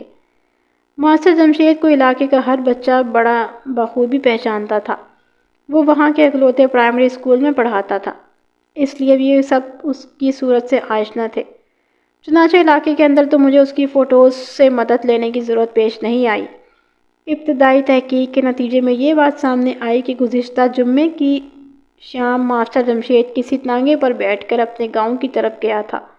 تھوڑی سی کوشش کے بعد میں نے اس تانگے والے کا پتہ لگا لیا جو ماسٹر جمشید کو لے کر گیا تھا۔ اس کا نام نیاز تھا۔ میں نے نیاز کو تھانے بلا لیا۔ وہ خاصا گھبرایا ہوا نظر آتا تھا۔ میں نے اسے بیٹھنے کے لیے کہا اور پوچھا، نیاز، کیا یہ سچ ہے کہ جمعے کی شام ماسٹر جمشید تمہارے تانگے میں بیٹھ کر رسول پور گیا تھا؟ یہ بات آدھی سچ ہے جناب، وہ سہمے ہوئے انداز میں بولا۔ آدھی سچ؟ میں نے گھور کر اس کی طرف دیکھا۔ کیا مطلب ہے تمہارا؟ جناب مطلب یہ کہ ماسٹر جی میرے تانگے پر سوار تو ہوئے تھے، لیکن وہ رسول پور نہیں گئے۔ رسول پور نہیں گئے تو پھر کہاں گئے؟ میں نے چونک کر پوچھا۔ اس کا گھر تو رسول پور میں ہے اور جب بھی جاتا ہے رسول سے سیدھا رسول پور ہی جاتا ہے۔ یہ بات مجھے پتہ ہے جناب، میں نے خود کئی بار انہیں رسول پور تک پہنچایا ہے۔ یہ گاؤں میرے روڈ پر آتا ہے، نیاز کو چوان وضاحت کرتے ہوئے بولا۔ وہ جب فیض آباد اترنے لگے تو میں نے بھی پوچھا تھا۔ اچھا تو وہ فیض آباد پر اترا تھا؟ نیاز کی بات مکمل ہونے سے پہلے ہی میں نے سوال کر دیا۔ فیض آباد رسول پور کے راستے میں پڑنے والا پہلا گاؤں تھا اور یہ میرے تھانے میں سے صرف 3 میل کے فاصلے پر واقع تھا، نیاز نے جواب میں بتایا۔ فیض آباد میں اتارتے وقت تم نے اس سے کیا پوچھا تھا؟ میں نے نیاز کو چوان کی آنکھوں میں دیکھتے ہوئے سوال کیا۔ ابھی تم نے بتایا ہے نا؟ جی، وہ اسبات میں گردن ہلاتے ہوئے بولا۔ میں نے ان سے پوچھا کہ وہ رسول پور کیوں نہیں جا رہے تو انہوں نے بتایا کہ کل اسکول ہے، رسول پور سے وہ ہفتہ 10 دن کے بعد ہی جائیں گے۔ میں نے ایک گہری سانس خارج کی۔ تم نے پوچھا نہیں فیض آباد میں وہ کس کے پاس جا رہا ہے؟ نہیں جناب، اس نے بڑی سادگی سے نفی میں گردن ہلا دی۔ نہ تو میں نے پوچھا نہ ہی انہوں نے بتایا۔ میں نے مزید 2-4 سوالات کے بعد نیاز کو چوان کو فارغ کر دیا۔ اس کے بعد میں نے 2 اہلکاروں پر مشتمل 3 پارٹیاں ترتیب دیں اور انہیں ماسٹر جمشید کی تصویر دے کر آس پاس کے علاقوں میں پھیلا دیا تاکہ وہ ماسٹر کا سراغ لگانے کی کوشش کریں۔ اسی روز دوپہر کے بعد میں حوالدار مولا بخش کے ساتھ ایک تانگے میں بیٹھ کر فیض آباد کی جانب روانہ ہو گیا تھا۔ جیسا کہ میں نے اوپر بتایا ہے فیض آباد میرے تھانے سے محض 3 میل کی دوری پر واقع تھا۔ جلد ہی ہم فیض آباد پہنچ گئے۔ تانگے کو میں نے ایک جگہ رکوا کر ماسٹر جمشید کے بارے میں کچھ پوچھ گچھ کی۔ چند منٹ کی کوشش کے بعد میں یہ جاننے کی کوشش میں کامیاب ہو گیا کہ فیض آباد میں ماسٹر ایاز مہر نامی ایک کاشتکار سے ملنے آیا تھا۔ میں مولا بخش کے ہمراہ ایاز مہر کے گھر پہنچ گیا۔ وہ ایک متوسط درجے کا گھر تھا۔ ایاز مہر اسی گھر پر مل گیا تھا۔ میں نے اپنا تعارف کرانے کے بعد اس سے پوچھا، مہر صاحب کیا ماسٹر جمشید جمعے کے روز رات میں آپ سے ملنے یہاں آیا تھا؟ جی ہاں آیا تھا، اس نے جواب دیا۔ وہ آپ کے پاس سے کب واپس گیا تھا؟ میں نے گہری سنجیدگی سے پوچھا۔ اور یہ بھی بتائیں کہ وہ کہاں گیا تھا؟ میرے پے در پہ سوالات نے مہر کو تشویش میں مبتلا کر دیا۔ جواب دینے کے بجائے الٹا اس نے مجھ سے پوچھ لیا، تھانے دار صاحب خیریت تو ہے نا؟ خیریت نہیں ہے مہر صاحب، میں نے ٹھہرے ہوئے انداز میں بتایا، ورنہ میں ماسٹر کی تلاش میں یہاں نہ آتا۔ اس کے چہرے پر نظر آنے والی تشویش اور گہری ہو گئی۔ میں نے نہایت ہی مختصر الفاظ میں سلطانہ کے گھر میں پیش آنے والے واقعے کے بارے میں اسے بتایا۔ یہ تو مجھے پتہ چل چکا تھا کہ ایاز مہر کے ساتھ ماسٹر کے دوستانہ مراسم تھے۔ وہ گاہے بگاہے ان سے ملنے آتا رہتا تھا۔ اوہ، میری بات کے اختتام پر اس نے کہا، ماسٹر نے مجھ سے تو ایسی کوئی بات نہیں کی تھی۔ وہ جمعے کے دن رات کو میرے پاس آیا اور دوسری صبح یہ کہہ کر واپس چلا گیا کہ اسے اسکول پہنچنا ہے، اس کے سوا میں کچھ نہیں جانتا۔ میں نے ایاز مہر کو فردوس اور ماسٹر جمشید کے خفیہ تعلقات کے بارے میں بھی بتایا اور کہا، رضوانہ کی لاش کو قبر سے نکال کر سلطانہ کے گھر کے باورچی خانے میں رکھ کر اس لیے جلایا گیا تاکہ یہ تاثر ملے کہ فردوس بیوی جل کر راکھ ہو چکی ہے، اور یہ خطرناک کام وہی کر سکتا ہے جو فردوس بیوی میں دلچسپی رکھتا ہو۔ میری نظر میں وہ بندہ ماسٹر جمشید کے سوا اور کوئی نہیں ہو سکتا ہے۔ مجھے بڑی شدت سے ماسٹر کی تلاش ہے۔ آپ کی باتوں سے مجھے سخت حیرت ہو رہی ہے تھانے دار صاحب، وہ تعجب خیر نظر سے مجھے دیکھتے ہوئے بولا۔ میں ماسٹر کو ایسا نہیں سمجھتا تھا، مجھے تو یقین ہی نہیں آ رہا کہ وہ ایسی گھناؤنی حرکت بھی کر سکتا ہے۔ یہ یقین تو وہاں کے بیشتر افراد کو بھی نہیں آ رہا مہر صاحب، میں نے ایک لفظ پر زور دیتے ہوئے کہا۔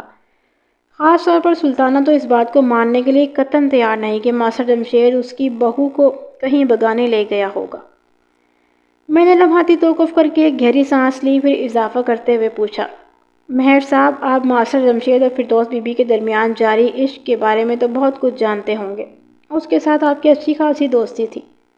دوستی والی بات میں تو کوئی شک و شبے کی گنجائش نہیں جناب، وہ ایک ٹھہری ہوئی سانس چھوڑتے ہوئے بولا، لیکن یہ بات آپ کی زبان سے مجھے پتہ چل رہی ہے کہ وہ محبت کے کسی معاملے میں بھی الجھا ہوا تھا۔ حیرت ہے مہر صاحب، میں نے شک زدہ نظر سے اس کی طرف دیکھا۔ جو حقیقت تھی وہ میں نے آپ کو بتا دی ہے جناب۔ وہ لگ بھگ آدھا گھنٹہ ایاز مہر کے پاس رکا، پھر گھما پھرا کر مختلف زاویوں سے ماسٹر جمشید کے بارے میں سوال کرتا رہا۔ جب کام کی کوئی بات میرے حصے میں نہ آئی تو میں نے واپسی کی راہ اختیار کی۔ میرا ذہن بری طرح الجھ کر رہ گیا تھا۔ ماسٹر جمشید جمعے کے روز سلطانہ کو یہ بتا کر گھر سے نکلا تھا کہ وہ 2 دن کے لیے اپنے گاؤں رسول پور جا رہا ہے۔ وہ پیر کی صبح اپنے گھر سے سیدھا اسکول پہنچے گا اور چھٹی کے بعد ہی گھر واپس آئے گا۔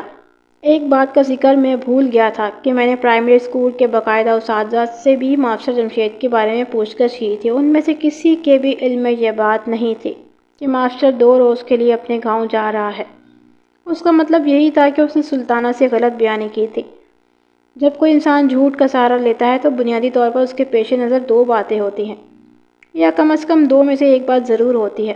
نمبر 1، وہ اپنی کسی سرزد جرم کی پردہ پوشی کے لیے جھوٹ بول رہا ہوتا ہے۔ نمبر 2، کوئی جرم کرنے جا رہا ہوتا ہے اور غلط بیانی کے ذریعے اپنے کام کو آسان بنانے کی کوشش کرتا ہے۔ میرے خیال میں ماسٹر جمشید کے معاملے میں یہ دونوں صورتیں ممکن تھیں۔ اگلے روز ایک اہم اطلاع مجھ تک پہنچی۔ میں نے گزشتہ روز دو پولیس اہلکاروں پر مشتمل جو 3 کمیٹیاں ترتیب دی تھیں، ان میں سے ایک پارٹی نے تھانے آ کر مجھے بتایا کہ ہفتے کی دوپہر ایک شخص نے ماسٹر جمشید کو لاری اڈے کی طرف جاتے دیکھا تھا۔ اس کے ساتھ ایک برقع پوش عورت تھی۔ یہ اطلاع خاصی چونکا دینے والی تھی۔ میں نے مذکورہ پارٹی سے پوچھا، وہ بندہ کون ہے جس نے انہیں لاری اڈے کی طرف جاتے ہوئے دیکھا تھا؟ جناب، اس کا نام طفیل ہے، مجھے بتایا گیا ہے، ہم اسے اپنے ساتھ لے کر آئے ہیں۔ طفیل کو فوراً میرے سامنے پیش کرو، میں نے اپنے تحکمانہ انداز میں کہا۔ تھوڑی دیر کے بعد طفیل نامی وہ بندہ میرے سامنے حاضر تھا۔ طفیل کی اس علاقے میں کریانے کی دکان تھی اور وہ سودا لینے کے اکثر بیشتر شہر کی طرف آتا جاتا رہتا تھا۔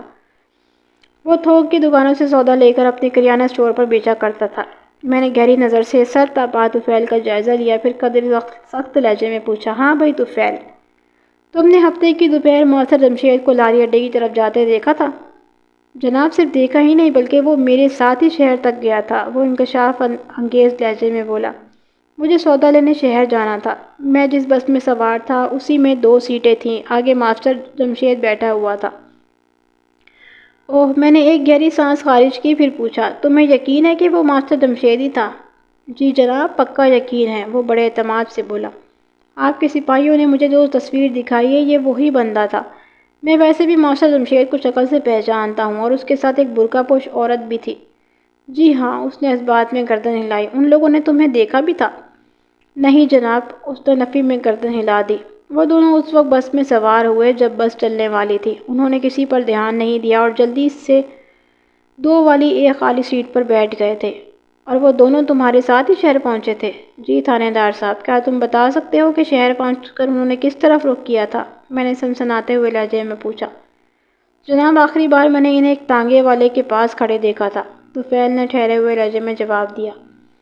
ماسٹر جمشید کوچوان سے شریف کالونی جانے کا کہہ رہا تھا اور وہ سالم تانگا لے کر جانا چاہتا تھا۔ کوچوان کا اصرار تھا کہ اگر وہ ان کے علاوہ کسی اور سواری کو نہیں بٹھائے گا تو انہیں زیادہ کرایہ دینا ہوگا۔ ان میں کرائے کے معاملے پر بحث چل رہی تھی کہ میں آگے بڑھ گیا۔ یعنی تم وثوق سے نہیں کہہ سکتے کہ وہ لوگ اسی تانگے میں بیٹھے تھے یا نہیں؟ میں نے پوچھا۔ جی، میں اس بارے میں کچھ یقین سے نہیں کہہ سکتا۔ کیا تم اس وقت اس تانگے والے کو جانتے ہو؟ نہیں جناب، اس نے نفی میں گردن ہلا دی۔ میں اپنے علاقے کے تمام کوچوانوں کو تو جانتا ہوں، مگر شہر میں چلنے والے کوچوانوں سے میری واقفیت نہیں، اور اس کی ایک خاص وجہ ہے۔ تھوڑی دیر کو رک کر اس نے سانس درست کی، پھر اپنی بات مکمل کرتے ہوئے بولا، مجھے کبھی شہر کے تانگوں میں بیٹھنے کی ضرورت محسوس نہیں ہوئی۔ میں سودا وغیرہ لینے شہر جاتا ہوں اور یہ ساری دکانیں لاری اڈی کے نزدیک ہی ہیں۔ میں پیدل ہی چلتے ہوئے وہاں پہنچ جاتا ہوں۔ تم اس کوچوان کا حلیہ اور وضع قطع تو بیان کر سکتے ہو جس کے ساتھ ماسٹر جمشید اس دن مول تول کر رہا تھا؟ میں نے اہم نکتے کی طرف آتے ہوئے کہا، اس کو تو تم نے اچھی طرح دیکھا ہوگا۔ جی ہاں بالکل، اس نے بڑے وثوق سے سر ہلایا، پھر ایک ہی سانس میں بتاتا چلا گیا۔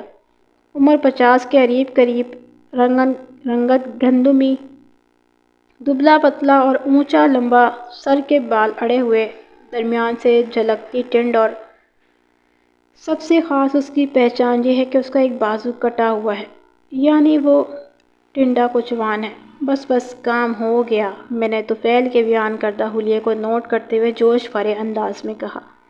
میں تمہاری بتائی ہوئی نشانیوں کی مدد سے بڑی آسانی کے ساتھ اس کوچوان تک پہنچ جاؤں گا۔ میں نے طفیل کے تعاون کا شکریہ ادا کیا اور اسے جانے کی اجازت دے دی۔